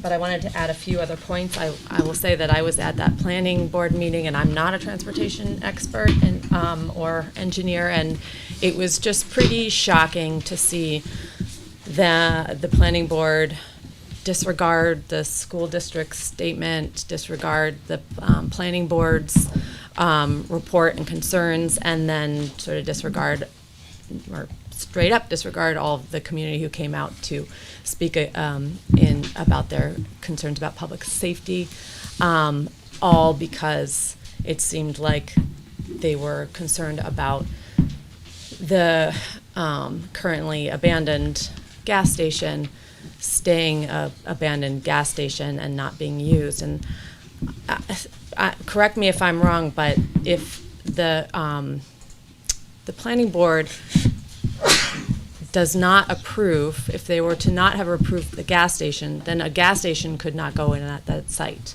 And as the city planner said, gas station is the most car-centric use of that site, so the worst because of this, as you've already heard, the dangerous situation there. About any other use could be bakery, she said a skateboard shop, a coffee shop, a cafe, any other use would be far less dangerous than a car-centric use like a gas station. So if the gas station was to be not approved, any other use could go in as long as it was within the zoning for that site. I think that was a question too, so I just wanted to say that. I have two major concerns on top of what has already been said tonight. And number one, so I'm just going to read this. If the planning board is concerned about the blighted appearance of the gas station, I think it's important that perhaps they might consider why this property fell into blight in the first place, and therefore why replacing the gas station convenience store with the same type of business establishment will produce anything but exactly the same result. There is a 6-pump gas station and much larger and better maintained convenience store across the intersection. Replacing a 2-pump gas station with a poorly kept convenience store will result again in business failure, and thus we will be discussing blight again in the near future. Let's make this a one and done discussion. And then number two, I'm putting my community health nurse hat on here. There are no safe benzene levels. The World Health Organization, or WHO, the WHO statement on benzene reports that the risks of chronic inhalation exposure at levels above 1,000 parts per billion include high lifetime cancer risks, bone marrow toxicity, impaired immune function, and neurological effects. At lower levels, the risks remain. The WHO also reports that children are at higher risk from the chronic exposure. The EPA recommends that when planning school sites, school authorities examine gas stations within 1,000 feet and look for ways to mitigate intrusive vapors of volatile organic compounds, VOCs, air pollution, and groundwater contamination potential. The Gulf Station across from the high school has pumps that are 173 to 715 feet from the building's closest and further points respectively, using the GMAP pedometer. A 2018 study showed significantly higher by a factor of 10 than previously understood VOC concentrations from vent pipes at gas stations, constituting both a health risk and also not taken into account in most setback regulations. And finally, a 2021 modeling study suggests that the risk of leukemia around high-volume gas stations increases linearly with the amount of gas dispensed. So we already have 6 pumps at the existing gas station, so adding 2 more pumps increases the risks to all those students who are at the high school. I think that's that compiled with the public safety issue, pedestrian safety issue, is enough to put a real pause on the planning board decision, and I strongly urge you to appeal at the Superior Court no later than March 17th. Thank you for your time. Thank you, Ms. Cooley, and your excellent use of exactly 5 minutes, Brad. Do we have anyone else? I don't have anyone else. Does anyone else have comment on an agenda item only? All right, thank you. Not seeing any, we will move on and move on with the meeting. Thank you all. Thank you those who came and made the comments. We appreciate that. All right, with that, we will go back to the approval of the treasurer nomination. I believe that the nomination has been made and seconded. Is there any further discussion? Go ahead, Mr. Weinberg. So, just for folks who might not be aware of what the treasurer of the school district does, the appointed position, could you just describe it? I think Mr. Croto, who was the treasurer, or Mr. Dunn, who is our business administrator, could do an even better job than I. So, Jack, you want to take a quick stab to explain it? That's a great question. Yeah, here's, the treasurer and I try to meet quarterly and go over what the finances are, similar to what we do with you, and see where things are, talk about the tax rate, and review some stuff that's a little deeper than what we do at this level. So, that's it. Very broad. Jack, treasurer also gets involved in any of the bonding questions that come up as well, if you just want to touch that. If, when we go to do a bond, I need to get the treasurer's signature as well as the clerk for the district as well. Thank you. Mr. Croto, do you have anything to add, or did he just do a pretty good job? No, I don't. It's a pleasure meeting with Jack Dunn anytime, and so that job for me was just a pleasure to do, but this is better. Thank you, Mr. Croto. Thank you, Mr. Weinberg, for the question. Is there any other discussion with regards to the motion? Not seeing any. All those in favor of the nomination and motion, please signify by saying aye. Aye. Are there any opposed? Are there any abstentions? We will let Mr. Cogswell know that he is the treasurer. Thank you very much. Now we will move on to the motion with regards to appealing the gas station property adjacent to the high school. Is there any further discussion on that? Go ahead, Mr. Croto. So I'm just sitting here thinking about this, and I've got the devil and the angel on either shoulder. In terms of cost, I wonder if we could possibly get some sort of an idea of cost for this appeal. I'm sitting here thinking that I want to do this. I would encourage the board to do it, especially based on the nice testimony that we've had just now. But I'm also cognizant of the fact that Mr. Weinberger made it known earlier that he'd rather have the money go in a different educational way. But if we could, we do have a little bit of time. If we could get some sort of a target figure of what this appeal would cost, and whether or not it would be a finite cost. I don't want to get into a long legal battle that, well, I don't, but maybe others do. But those are the answers I'd like to have. And we have 2 more meetings coming up next week, as well as one coming up on Wednesday. So we could, I don't know if that's possible to get that information by then, but. Yeah, I don't see why we can't get you some general information. What do you have to file the appeal by? What was it, March 17th? March 17th. So I'm just wondering So we if need we to could. have something for Wednesday for you.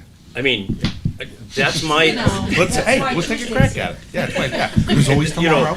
That's my thought, and certainly, the board can speak as a board. Well, I'm somewhat hearing a tabling motion there, but we'll wait and let you decide on that. Mr. Cotton? I would just mention that, yes, there will be a cost involved. It can be a finite cost because we can always drop things anytime we want to drop things. I think, again, there's cost involved on the other side, and I don't want to, make things more difficult for the city necessarily either. I think the way I would honestly like to see this go is for us to make an appeal, file the appeal, hopefully have some settlement discussions, and things get taken care of that way. It's not necessarily true that you have to litigate everything all the way through. And I just would point that out to people who are concerned with the cost, because I too and concerned with the cost. But I think in this case, the other two things I would mention, it wouldn't have gone to the planning board unless it had to go to the planning board. It was a grandfathered use, as was pointed out earlier. Once it closed down, they lost the ability to just reopen it again after a year. So it did have to go to the planning board. And the other thing I'd point out is the planning staff was not in favor of this. So it's not entirely clear why the planning board chose to do what they did. But anyway, to Mr. Grotto's point, I think, we do have control over this. Okay. Ms. Meeker? I am in favor of tabling this if the administration feels that they can provide information quickly, because I am interested in appealing. I'm worried that we're going to agree to something tonight that might not be feasible because we don't have, we don't know if we have a lawyer, someone to represent us in this yet. We don't know what the cost may be. So I feel like we're all leaning in the direction of the appeal. I'm just wondering if there's more information to be had before we make the decision. Go ahead, Mr. Weinberg. I feel like I'm going full circle now, but we heard from a student tonight kind of their concerns. We heard Sophia's concerns, and I think if we go back to what this is about, it's about the students. And so I am kind of with Mr. Cotton. I think I'm for moving forward with the appeal. Go ahead, Ms. Walsh. I'm very concerned that the city's planning and engineering staff recommended against this, and the planning board moved forward, and I respect the fact that our school administration has concerns with it as well. I, too, would like to see us go forward. I, however, agree with Mr. Croto and Ms. Meeker that we should wait until Wednesday to make sure we can get counsel and we have some understanding of what we're potentially getting into before we take a final vote. I would just say that I'm absolutely fine with that. So we could make a motion, someone could make a motion to postpone or a motion to table, either one of which I think would apply in this particular case. Can I ask a clarifying question first? Our next public meeting does allow us to bring this up into conversation for a vote, correct? Yes. Okay, thank you. So I'll make a motion to postpone the vote until this coming Wednesday, March 8th. Second. Okay, motion is made by Mr. Weinberg and seconded by Mr. Cotton. Is there any further discussion? All those in favor, please signify by saying aye. Aye. Any opposed? Are there any abstentions? Okay, the motion is postponed until Wednesday. Thank you. With that, we go into, we passed over we've eliminated the finance report, so we go into personnel. Superintendent, do you have a personnel issue or anything you want to bring forward? I'm going to pass that on to Michelle to do for us tonight. Good Okay. evening. I'm bringing forward one winter coach nomination for Runlet Middle School. It is an additional or supplemental cross-country skiing assistant coach. It was brought up by Mr. Mello due to the number of athletes participating in the program and the fact that they have varying abilities, so it's harder to supervise them when they're on different areas on the mountain. So we're bringing forward an additional assistant coach for skiing. Thank you. Go ahead. Is this person already working? They are. Okay. I was thinking Because we're running out of cross-country, time. despite the snow.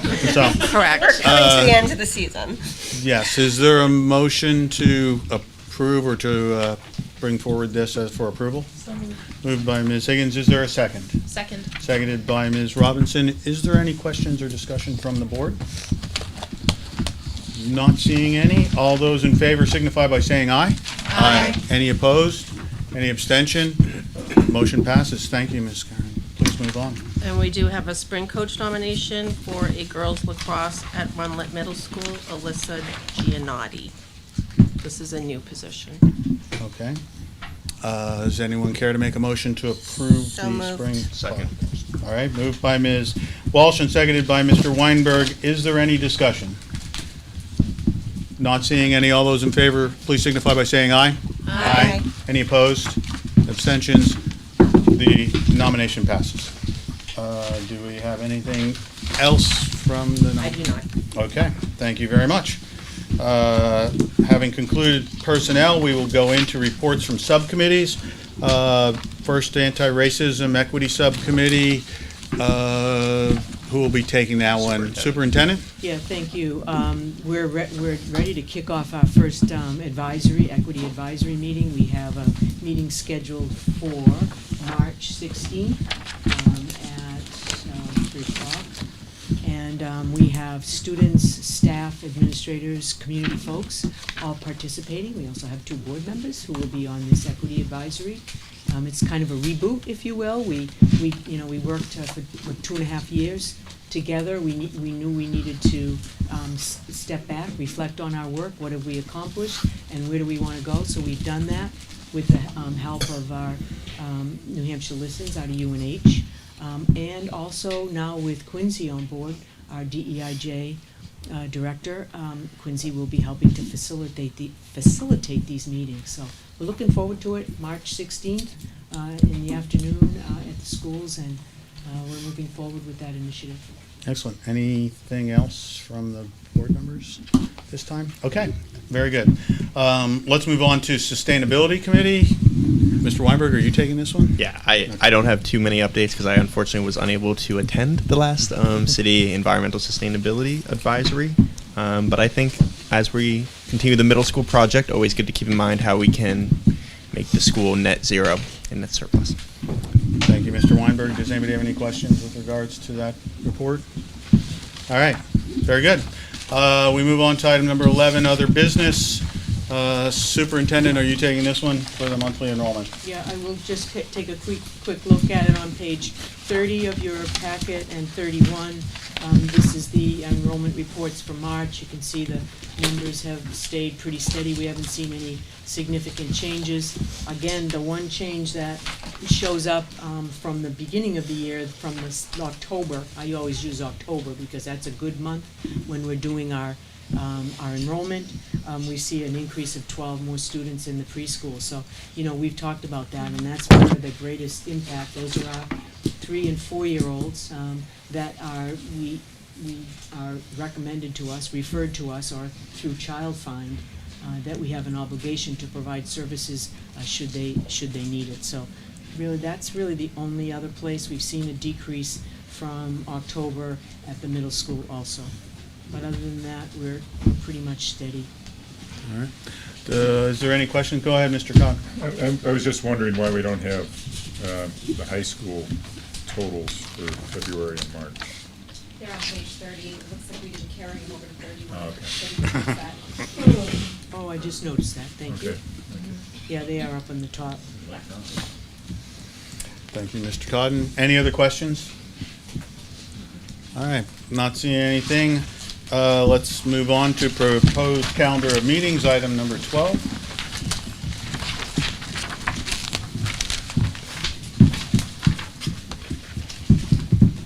I think you'll find that on page 32 and 33 in March, and this week you have, obviously tonight is taken care of, but on the 8th you have a budget meeting. We talked about it earlier, transportation, food service, and SAU staff, which we will review. At 5 o'clock, right before your budget meeting, there is a negotiations meeting. We continue to negotiate with our paraprofessional association, so we will have some updates, hopefully for you at that meeting on Wednesday of this week. The following week, we do have a budget open session. We think we're going to need that to catch up and kind of, especially since we have a good direction from you tonight. I think between Wednesday and Monday, we'll use that open session, followed by an instructional committee meeting. We haven't had one, and there's a lot of issues that people want to get to the committee, so they would like to meet on the 13th. Again, another meeting. I think this meeting on Wednesday, the 15th, is important. If you note it, it's the enrollment report from the Career and Technical Center, as well as the high school. Now, you know what that means? That means that the students have signed up for all their classes. Is that right, Sophia? Have you signed up? Good. And students have selected the course, the pathways they'd like to take at the Career and Technical Center. And we also know what the students will be from our 9 sending schools. So they've all selected their courses. You'll be able to see that because you want to see what the enrollments are and how that looks as it relates to classes. Is the enrollment appropriate? Is there too many in one class? Is there not enough in another class? So you'll have a chance to review that, and certainly that has budget implication, and that's why we do it at this time. Following week, Executive Committee, which will be followed by the public hearing. That week of the 20th of March, you have 2 meetings, 2 public hearings, one here at the SAU office starting at 6, and the second out at Millbrook starting at 6. The first one is televised live, the second one will be recorded and played. You know, and Josh is awesome, he gets it right up after the meeting, so folks will have a chance to see any discussion. Followed by another open session, and that open session is really to reflect on all the comments that you get at the hearing from your constituents around their thoughts around budget. And that session will be here at the office, and as Jack reminded you, on the 29th, you have to take a vote on a draft budget to be posted for the community to see. Doesn't mean it's the final budget, but it's a place for discussions, and so you'll need to have that available, that time available on the 29th. April, we get back to your regular routines in April. The budget you'll have a reprieve from the budget, and school board meeting on the 3rd. Capital facilities, which we absolutely need to get back talking about. We want to see where we are in terms of budgets from the state, where school building aid lands. We had several bills before the House regarding school building aid, which at that point we will know crossover. By then, we're close, the 5th. I'm looking We're on there. Close for crossover. So we'll know where we stand with any of the legislation around school building aid. The following week, Policy Committee will be back on track, looking at policies and new policies, or any, there are a few sort of in the chute, ready to be looked at by the committee. Again, another negotiations, depending on our progress with the Para Association, the Educational Associates, followed by a Finance Committee. And then the week before April vacation, I can't believe we just finished February vacation and I'm talking about April, but you have a couple meetings that week, Executive Committee, City and Community Relations, and Instructional Committee. So you'll be back on your routine of Monday, Wednesday. Lots of activities going on, though. You know, it's nice that we have some time. There'll be plays at the high school. We heard about the talent show, so we all like to get out to some of those events. Lots of concerts and performances by the students, so it's nice to get back on that schedule. Thank you. Thank you, Superintendent. Are there any comments or questions with regards to the calendar? Go ahead, Ms. Hastings. Will central office administrators be putting on any talents at the talent show? Well, we'll discuss that at our central office meeting. We have Sounds it on good. Monday. Look forward to it. Yeah. I will add only one thing, and I will say that I just want to remind everyone that in addition to the budget hearings on March 20th and 22nd, anyone can submit their comments on the budget. If you don't want to attend that meeting, please feel free to email them. They are distributed among the board and we all receive them. And that actually applies to this meeting as well, and any of our public meetings, comment questions, you may email the board. They are all distributed to us if you don't want to make a personal public comment. So that being said, we will come to our second public comment period. I don't really need to read that whole public comment thing again. You all heard about it. If someone has a question, please feel free to make that inquiry. I'm going to ask for the show of hands again. How many people are interested in making a comment this evening? If you have not signed up, if you don't mind coming forward, I'm showing 9 on our list. All right. Taking a look at that number, And given the 30 minutes, I'm going to make this a 3-minute comment period. You know, we will time everyone and everyone will equally get 3 minutes. As I said before, please keep personally identifiable items, with the exception of the board, out of it. And let's start as soon as we can.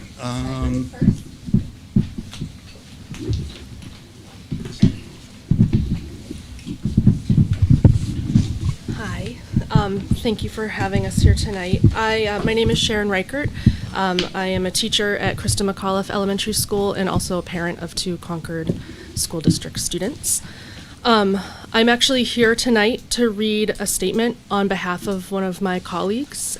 He asked if I would read it on his behalf. He is with his wife currently, and so I told him that I would do so. So it does have his name in it and such, but it was he was asking permission. Proceed since he granted permission. I think I know what this is about. Yeah. So my name is Ernest Rowe. I would like to say a few things regarding my wife, Christine Holliday Rowe, a kindergarten teacher at Krista McAuliffe School. Last month, something strange happened on the CMS Facebook page. A year-old photo of Mrs. Holliday, dressed up in a skirt, wig, and roller skates for Wacky Wednesday, was the target of organized negative attack comments, originating from an extremist Facebook group that shall remain nameless. I learned that the group took exception with the rainbow on her face mask, as they deemed it evidence of some kind of agenda to indoctrinate children. Needless to say, I was furious. However, when Mrs. Holliday learned about the negative comments, she did not react whatsoever. She dismissed them immediately and went on with her day. I think there's a lesson to be learned here, so please allow me to share with you some information about Mrs. Holliday. She has 2 great loves in her life, the first being her family, and the second being Kristen McAuliffe School and all the people in it. Nobody is ever more excited on the first day of school than Mrs. Holliday. She gives her students unconditional love and support. She fosters an environment in which her students not only learn their academics, but feel safe, comfortable, seen, and heard. Her students learn that school is a joyful place to be. During the COVID-19 pandemic, Mrs. Holliday arranged to meet her class at the park where they could have socially distant in-person lessons, celebrations, and gatherings together. She delivered food and supplies to students' families who were sick or in need of support. Every year, she created a small family with her students, and her heart always ached when the year ended and it was time to send them to first grade. In December 2021, Mrs. Holliday was diagnosed with stage 4 metastatic breast cancer, and a doctor estimated that she had 3 months to live. But instead, she continued working in her kindergarten classroom all the way until February 2023, when her symptoms required her to enter the hospital. Mrs. Holliday is not a particularly political person, and her only agenda is to live her life with love, acceptance, and generosity. Let her life's work be a reminder that cruelty, hatred, and spite are not virtuous or admirable qualities, partly because you never know exactly who you might hurt. Consider living life to the fullest like Mrs. Holliday, and you never know exactly who you might help, heal, or inspire. That is the Christine Holliday Rowe way, and that is her legacy. Thank you.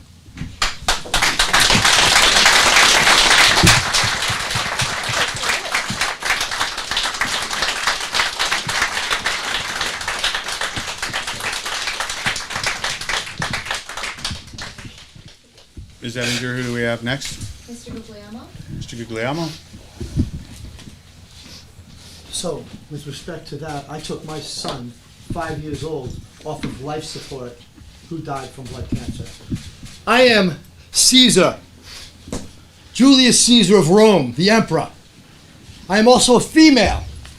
Does anybody here believe that I am Julius Caesar? Anybody believe that? No? Of course not. It's ridiculous. I'm not Caesar. I'm not a woman either. I'm here as a father who loves his children, who loves his country. And I'm here to talk about this duty of a school board and the Department of Education. Your duty is to act in the best interest of children. It is to teach truth, not lies, facts, not fiction, biology, not a social agenda. As taxpayers, We deserve to have our children taught what we pay for. And it's not anyone's social agenda, whether it be right or left. It's about the children. It's about the children. And that's what we all love. And these children that are born into our custody, we have a duty to protect them. And we have a duty to nurture them to their own self-actualization when they can declare whatever sexuality they want to be. And we will love them, no matter what it be. Doesn't matter. But engaging and facilitating gender confusion, gender dysphoria, is developmentally injurious to the mental and emotional capacities of children, especially elementary school students. So I'm here to call for the suspension of Murphy and the suspension of Principal Gallo for facilitating gender confusion and gender dysphoria in the McChristoff McAuliffe Elementary School. I'd also like you to resign your seat for facilitating it as well. And I want you all to know you're all going to be famous. Now, with respect to the audience, I love that love. I give that love back. You know what I love? I love my children. I love my country. I love life, liberty, and happiness for all. That's what I love, okay? And if we can't get on board with that, we ain't going to have a country. That's all I got to say. Thank you, Mr. Guglielmo, for your comments. Ms. Edinger, who do we have next? Miss West? Ms. West?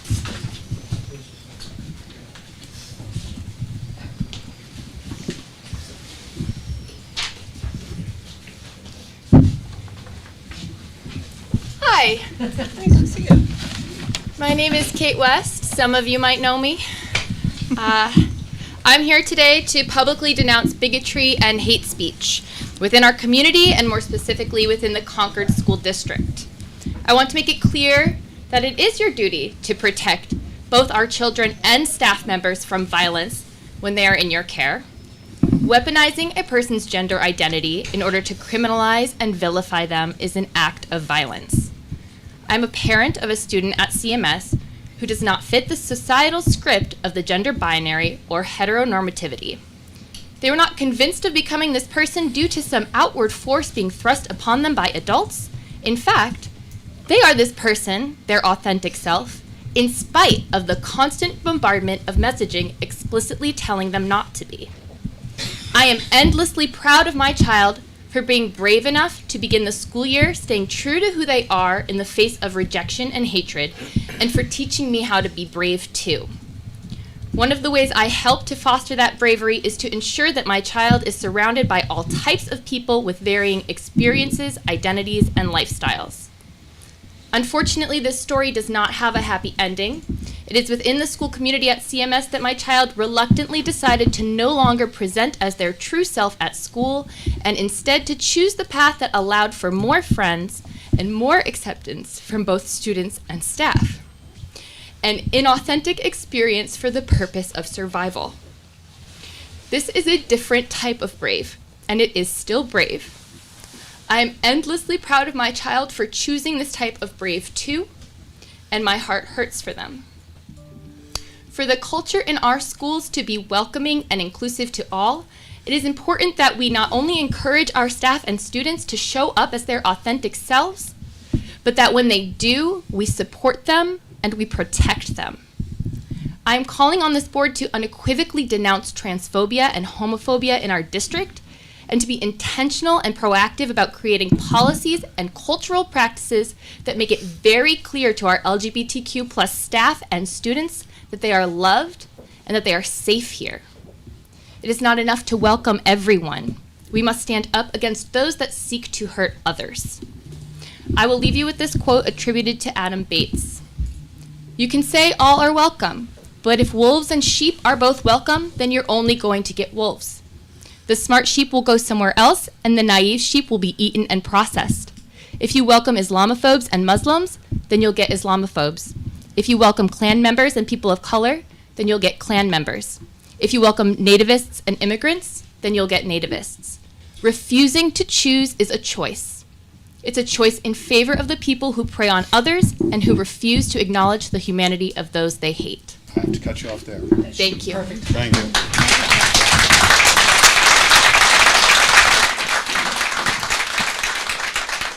Ms. Edinger, who do we have next? Ms. Campbell's on her way. Can we come back to her? Sure. Tim Sweeney. I have several copies of many of our statements to pass around for you. Thank you. My name is Tim Sweeney Finelli. My daughter is a 5th grader at Christa McAuliffe School. And I wanted to start by reading you an excerpt of an email that I wrote to my daughter's teachers on the last day of 1st grade 4 years ago, which was her first year at Christa McAuliffe School. It says, "It's almost impossible to look at my daughter today and see the timid, quiet little girl who first walked into your classrooms. She would hide behind her own shirt." I'm going to tear up while I read this. She would hide behind her own shirt and meow in response to even the simplest questions. Getting her to speak louder than a church mouse was a challenge. Social situations baffled her. She's always stayed to the back of the crowd, never spoke her mind, and preferred strongly to stay out of the way of the other children. By contrast, today, she's confident in herself and her abilities. She enjoys leading the charge in play as much as she enjoys playing along and almost never shies away from a group. She speaks her mind and expresses her ideas. It's plain to see the confidence and ability she's gained under your care. You've made CMS feel like home, and I can't describe how much that has meant to us, nor what an impact you've had on her. You brought normalcy, safety, structure, and love and care into her world after a tumultuous time for our family, and helped her become the girl you're seeing off into 2nd grade today. I share that with you because my daughter was allowed to grow and flourish at Christa McAuliffe School. She learned confidence and self-respect because she's surrounded by people who love her both at home and in the classroom, where she sees herself reflected in her teachers. She enjoys the privilege of knowing that no matter where she is, she's safe, happy, and belongs, a privilege that all of our students and educators alike deserve. Over the past month, we've endured relentless and hateful attacks against LGBTQ+ members of our community. In response, several of you have made individual statements alluding to confidentiality when dealing with personnel matters, and I understand and respect that. But this is not about any one teacher nor any one parent or the administrative process that followed. It's about the values and character of our school and our community. As a board, you responded unanimously by reaffirming your commitment to value diversity, individualism, and inclusion, but that is not enough. You must label hate speech as hate speech and assert forcefully that it will not be tolerated. The words you are not saying send the message that some of us matter less, that some of us don't belong, and that some of us are not entitled to the same care, comfort, safety, and sense of self-worth that CMS instilled in my child, and that's unacceptable. At Christa McAuliffe School, we teach our children to be caring, motivated, and safe, values chosen in honor of our namesake. As members of this board, you are representatives and leaders within the community that she helped define, a community I've been proud to be a part of, and one I've repeatedly called family for its role in helping to raise my child. So I'm calling on you, each of you as individuals and together as a board, to proclaim in no uncertain terms that as members of this family and of this community, Christa McAuliffe's community, we denounce hate in all of its forms and welcome everyone exactly as they are. Thank you. Thank you, Mr.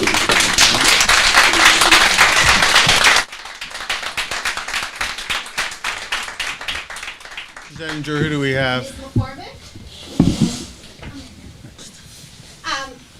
Sorry, seems to be getting off topic, but I just wanted to say to all of you, I hope you noticed it's Youth Art Month, and we have all of their beautiful artwork on the walls in the boardroom. We'd love to get back to that. It was something we fell away from during COVID, so it's just nice to be able to share that, have you guys see what they're doing. I also just want to give you a personal invitation. We're having an art show at the Kimball Jenkins Art School in Concord here, and it will feature all the kids from kindergarten through 12th grade, and it will also feature works from the art teachers. So you're really going to get to see a breadth of work and the development of our kids over time, the way that the programming works from kindergarten all the way through 12th grade, the growth, the similarities, the differences. It ends up being a really beautiful thing. The show is up now. If you're interested in seeing it during the Kimball Jenkins open hours, everyone is welcome. They can also, community members, you can call Kimball Jenkins and set up a special time to view the show if you can't make it during regular hours. And we invite everyone to our opening on Thursday night from 5 to 6:30. Secondly, I just wanted to thank you all. I know it's been budget season. It's been a lot of hard work. And you all, the board, I know you work tirelessly and that you do this because you love the kids, you love education, you love the teachers. and you really want this community to thrive, and you do it for such a small stipend. It's like a volunteer job, and a lot of times what you get in return for that is a lot of criticism and hurtful statements. I just want to say I appreciate all of you. I've been here 25 years teaching, and thank you all for serving. Thank you very much. Thank you for the invitation to the art show. I just want to thank you for the invitation to the art show. I am a long-time attendee of the art show. And so at Kimball Jenkins instead of the mall, it's going to be awesome. Better food, too, I think. They're actually giving us a budget. Ms. Ettinger, who do we have next? Ms. Campbell. Hi, good evening, everybody. Hello. My name is Can you speak into the microphone? I sure can. Actually, Thank you. because we're on. You're teaching me the ways. Thank you, Thank Jen. you. Thank you. Then they can hear you on TV. You got it. Thank you. Good evening, everybody. My name is Jessica Campbell. I am a parent of a student at CMS, and I believe that our differences should not separate us from each other, but rather they should reinforce a collective strength that can benefit us all. I am here today because I am saddened, disheartened, and discouraged by the hateful rhetoric we have heard about some of our faculty and staff because of their own choice of expression. I have lived in New Hampshire for only 3 years, but I can't tell you how proud I am to live here, how much I love this state, how much I love this community. And I remember the precise moment where I realized how fortunate I was to live in this incredible community. It was the day after I had the opportunity to drive from Guilford to Keene. During this drive, I saw so many beautiful things. I saw this beautiful state, the snow, the sky. I was in awe, and I felt so fortunate to call this place my home. I went to bed with such a grateful heart, and woke up the next day still filled with my appreciation of all this area has to offer. You see, I had reservations of moving to New Hampshire. I'm from New Jersey. Not a lot of diversity up here, I heard. I'm going to raise my kid here, and everyone's going to look like her, and I don't want her to be around people who all look and sound and think like her. I want her to be exposed to all the beautiful voices and opinions and perspective that this world has to offer. So that morning, woke up with this grateful heart of New Hampshire. I brought my kid to school, and there was this beautiful, confident man filled with warmth and love welcoming the students to school that day. That was Silas. I have to ask you not to say any reference to any You got it. to names or Will do. identifiable Absolutely. items. Absolutely. I will declare you out of order. Absolutely. I apologize. They were laughing, smiling, pure joy as I met this warm teacher welcoming their day. I was so happy for our future, seeing all these wonderful people together. I saw kids from BIPOC families, kids from different economic backgrounds, teachers with visible differences, neighbors with different political beliefs, and they were all engaged in conversing with each other in a peaceful, loving, warm manner. I was so proud. I was so proud to be a member of this community. Yet here I am today, in this room, on my break, with many of us stepping forward expressing how passionate we feel about letting our faculty and staff be their authentic selves at CMS. And it troubles me that we're here even having these conversations. When word got to me about some of the speech that was being instigated, I just couldn't believe this was us. And for those with different opinions than us, it's okay. We don't care what you wear, what you say, what you do. We love I'm sorry, everybody in we this only have community. 3 minutes, so I'm Am I going to off? have to end you there. Yep. But you may feel free to submit I your can. written statements to the Absolutely. board. Thank you, Jim. Thank you, everybody. No, thank you, Ms. Campbell. Ms. Ettinger, who do we have next? And I will remind everyone that we are not, I'm not permitting anyone to use any identifiable information with regards to teachers or students. So, who's next? I have Therese, and I apologize, I don't know how to pronounce her last name. Therese B? That's correct. Thank you, Therese.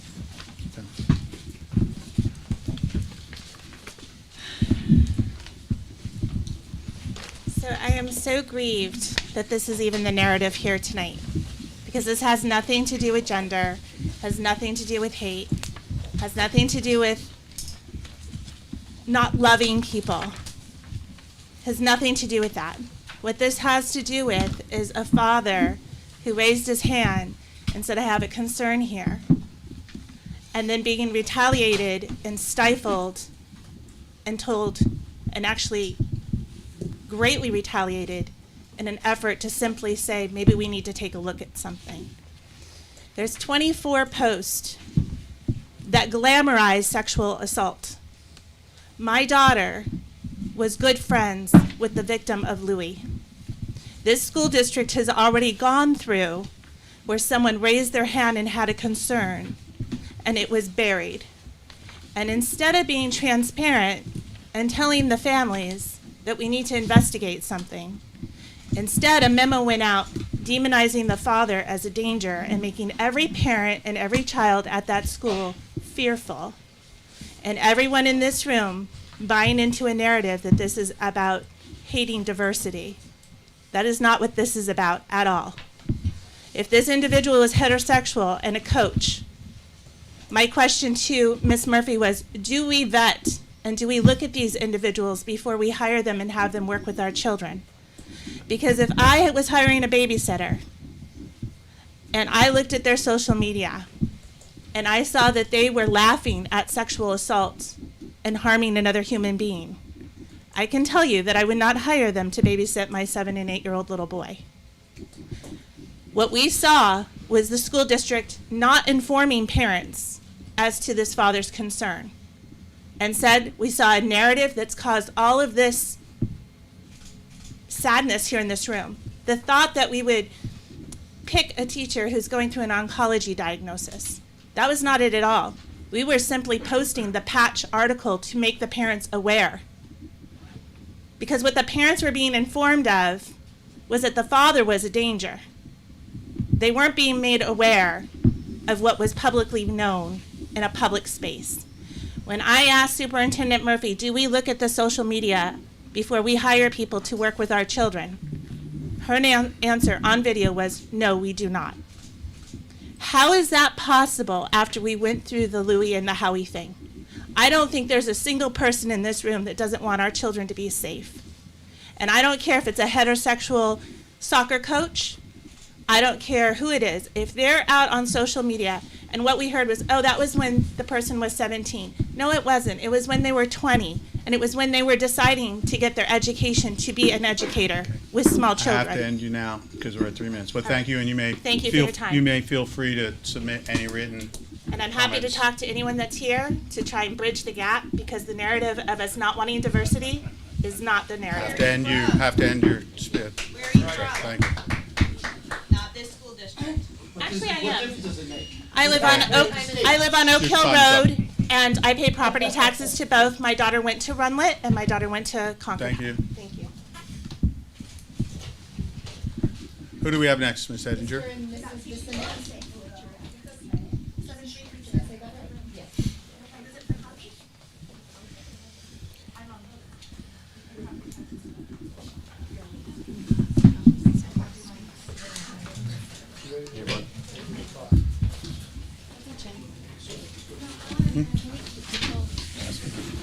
Oh, I'm sorry. Can we have respect for everyone, including the speakers coming up, and just keep quiet? Everybody's done a great job. Thank you very much. I'm going to ask you to just allow these folks to have their speech as well.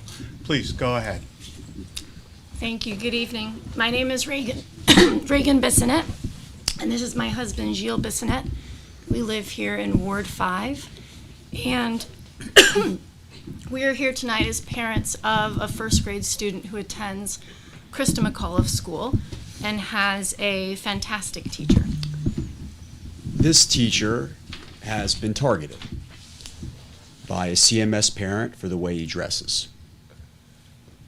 We're here tonight to share strong support for this teacher and ask that the district take all steps necessary to ensure that this teacher can immediately return to teaching at CMS, where he will continue to enrich the lives of the students there.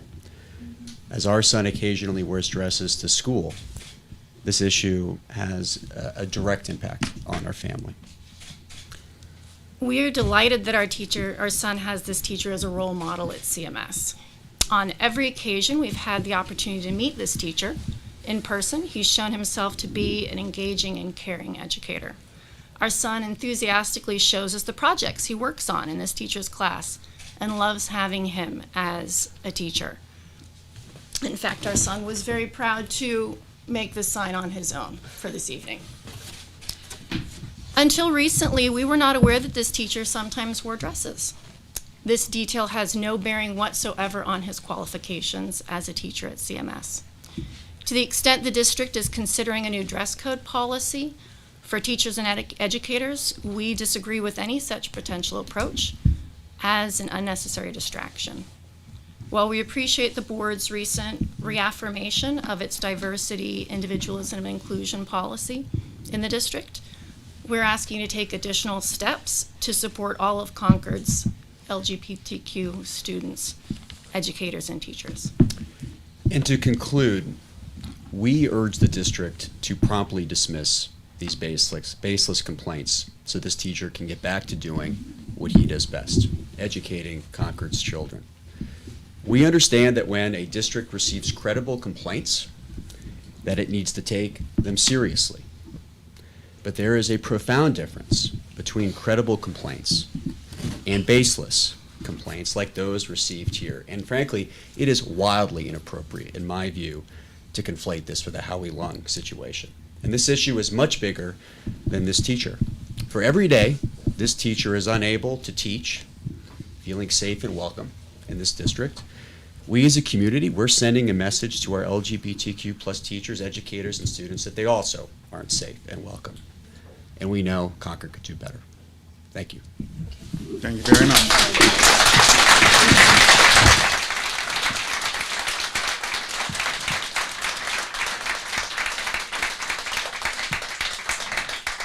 Ms. Ettinger?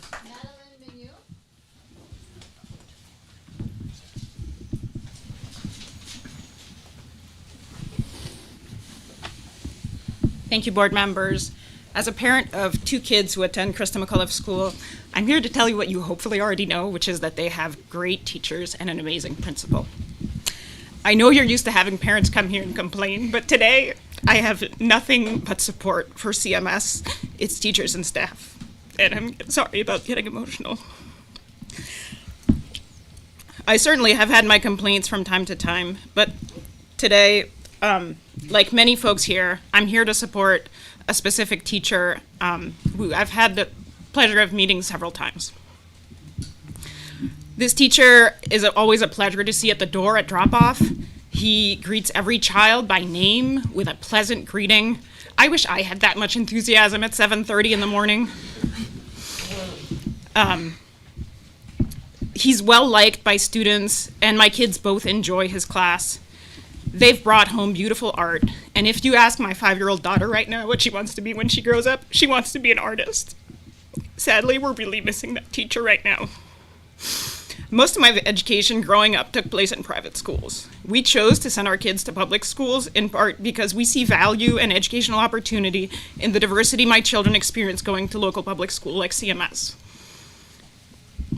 This teacher contributes to that diversity, and he's a great example for kids to have the courage to be their true selves, even if it makes them different or stand out.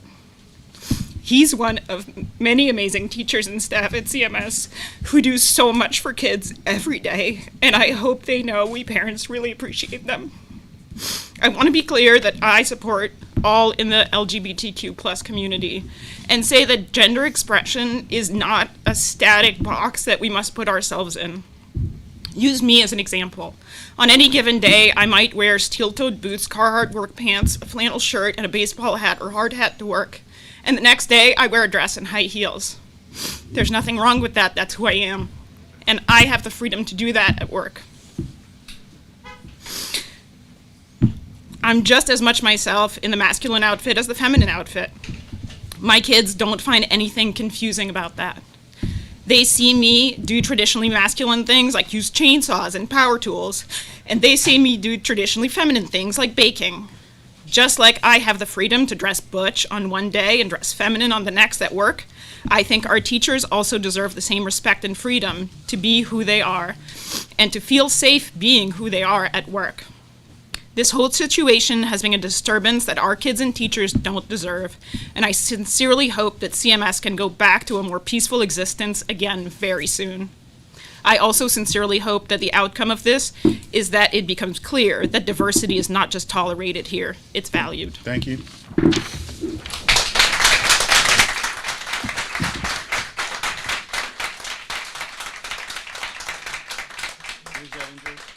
Kozinski.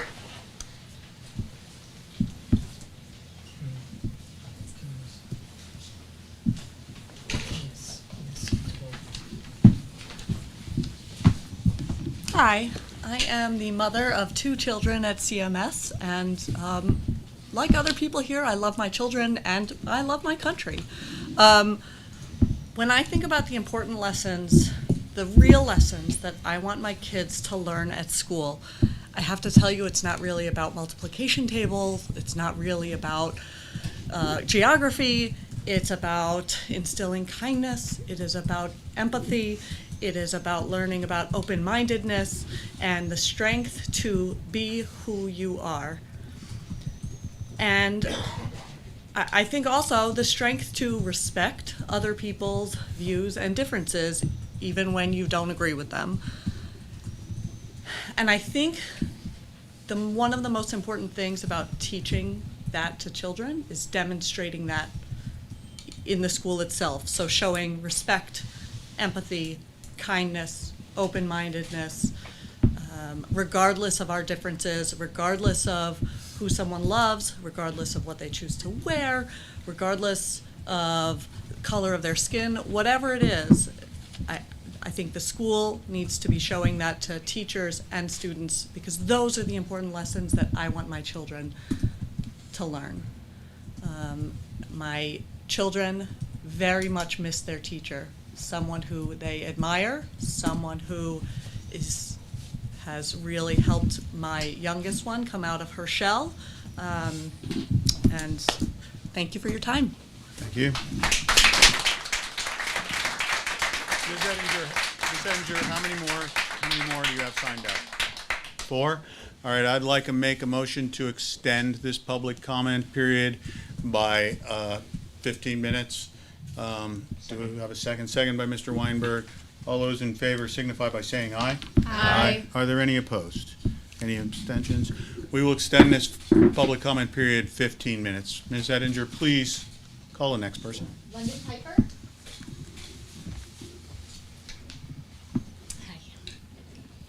First, I'll say I did not plan to speak tonight originally, so I don't have a very nice, eloquent letter written out to express myself with.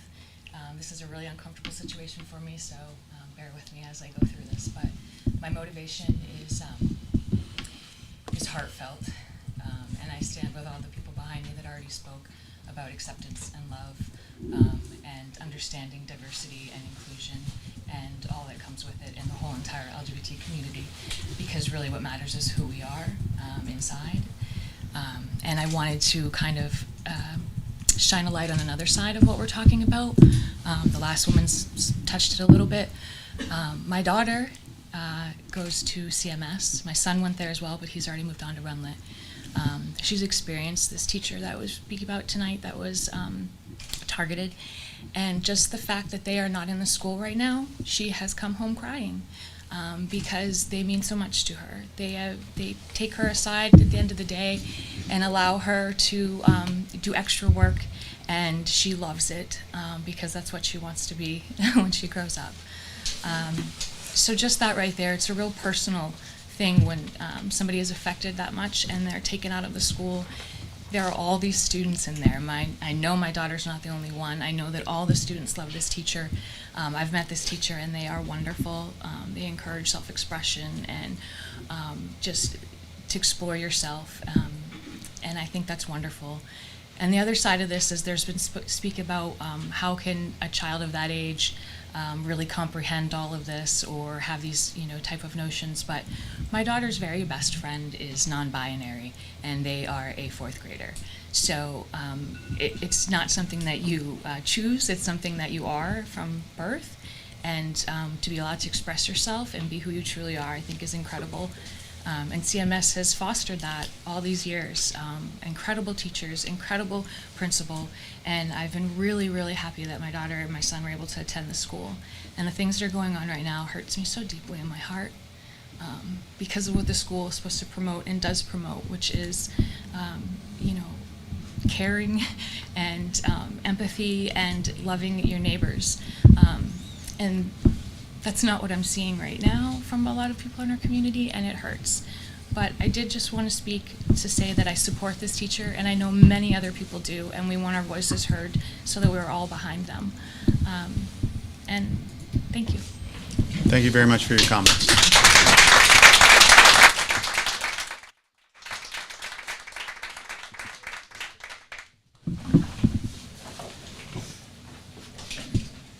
Hello again, my name is Meredith Cooley, and I have 2 children at CMS, and that was pretty great for not having prepared anything. I just wanted to quickly say my family and I wholeheartedly support the teacher that we're discussing, and we urge you to choose love and not fear. And I support all the speakers who have gone in before me. Thank you. Thank you very much, Ms. Cooley.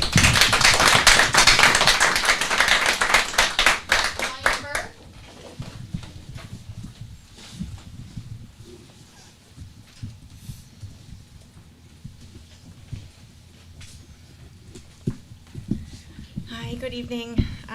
My name is Ryan Burke. I live in Ward 5, and I'm a parent of a child at Christa McAuliffe School. And I am here to express my support for CMS teachers and for our broader LGBTQ plus community members within our school. So nervous, sorry. I wanted to take my time speaking tonight to share some love and light from my son's experience at CMS. Between my 2 kids, this is my 6th year as a CMS parent. And I just really wanted to take this opportunity to say that the faculty and staff at CMS are truly wonderful. There is one teacher in particular that I would like to talk to about tonight. During this teacher's first few days at the school, my son came home so excited to tell me about this new, great, funny, and silly new teacher. I could tell he immediately felt a connection to him. Throughout the course of the time my son has been at CMS, I have seen him flourish in his abilities and his understanding of and appreciation for the subject. This teacher's goofiness and passion for teaching makes the subject so fun for the kids. My son has learned so much in his class. His skills have improved, and I'm amazed every week by what he does. Additionally, I have noticed a dramatic improvement in my son's confidence and his abilities. I attribute this to this one teacher's, in particular, his kindness and positive energy. He focuses on building up his students by allowing their creative expression in whatever form that takes. My son talks a lot about this teacher. He talks about what he learns in his classes, but he talks more about how funny he is, how goofy, and how kind he is. When he talks about this teacher, there is joy in his voice and on his face. This teacher makes the students feel appreciated, loved, and welcomed. He sets a wonderful example of inclusion, acceptance, and being proud of who you are. Teaching these traits by leading through example is the exact thing that our children need more of in their lives. He is a breath of fresh air, a joyful spirit, and a treasure in our school community. I would like to finish by saying that I am extremely nervous, as you can tell, I'm sure. My anxiety over conflict and public speaking in such a forum made it really hard for me to come today. But when I thought about the love and acceptance that this teacher shows to his students every day. I got to cut you off right there, but thank you very much. Okay, thank you. Do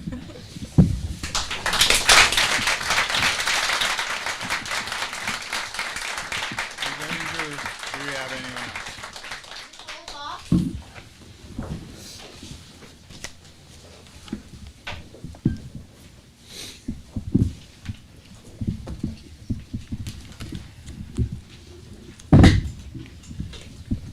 Hello, still Nicole Fox. I still have 3 children in the district, one of whom attends Christa McAuliffe. I would like to thank you for the statement on inclusivity that you made, and I sincerely hope that it is backed up by your actions to support all CMS teachers and the administration. I appreciate that the teachers are free to dress in ways that feel authentic to them, and I believe it sets a good example for students. They're able to see that people can be accepted for who they are and not judged based on whether or not they conform. My daughter wrote this about one of her teachers and asked me to read it to you. Every day when I walk into school, my teacher is there smiling and waving to all the kids who walk through the door. It makes me so happy when he smiles and waves to me. During class, he is even better. He goes around to every kid and talks to them for a minute, and it makes my day. He talks to me about my art and all the stuff I have done until that point. All of my classmates and all of my friends that go to CMS are so worried about him. Please be aware that the students of this district are watching what happens with this issue, and they will remember and carry with them the outcome. Will they remember how our community stood together in defense of our beliefs in acceptance and inclusivity, or will they remember how an innocent teacher was harmed by unfounded claims based on the way he dressed? Thank you for your time. Thank you very much for your comments.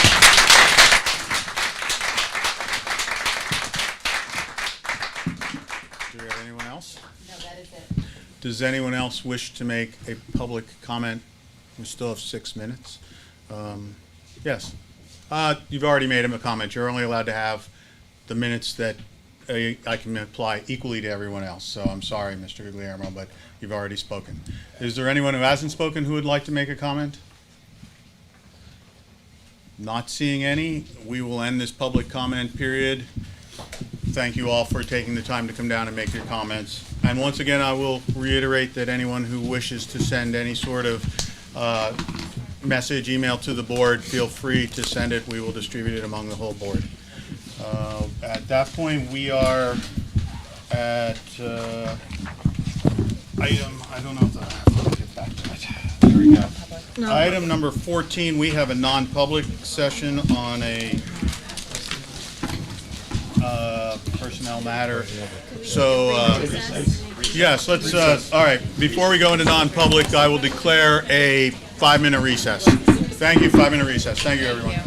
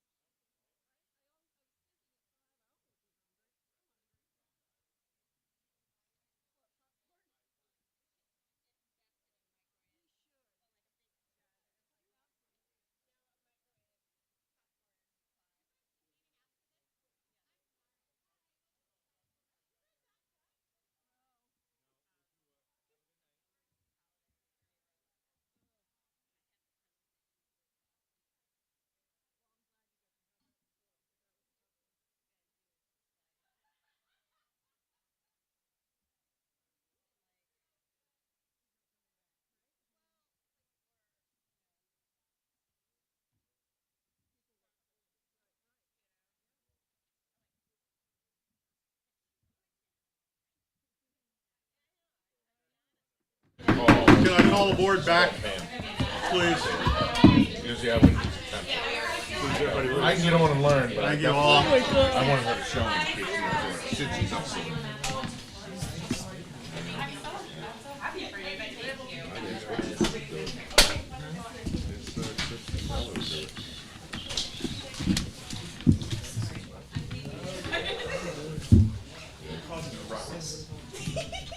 Hi, Sandra. Thank you all. Thank you.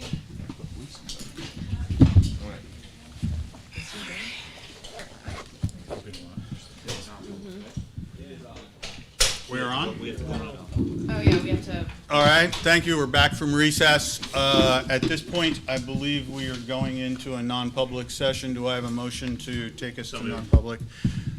So moved pursuant to RSA 91A:3 non-public session section 2, matters which if discussed in public would likely affect adversely the reputation of any person other than the member of the public body itself unless such person requests an open meeting. This exemption shall extend to any application for assistance or tax abatement or waiver or fee, fine, or levy if based on inability to pay or poverty of the applicant. Thank you, Mr. Weinberg. Do I have a second? So moved. Seconded by Mr. Croto. This is a roll call vote to go into non-public. Ms. Hastings, can you call a roll? Ms. Robinson. Aye. Ms. Meeker. Yes. Mr. Cotton. Aye. Mr. Croto. Aye. Ms. Walsh. Yeah. Mr. Richards. Aye. Ms. Higgins. Aye. Mr. Weinberg. Aye. And I vote aye. All right. Was that we're- seconded by Ms. Robinson? That's what we're confirming. Tom. Tom Mr. Croto. Mr. Croto. All right, we're in non-public session. So please check with the.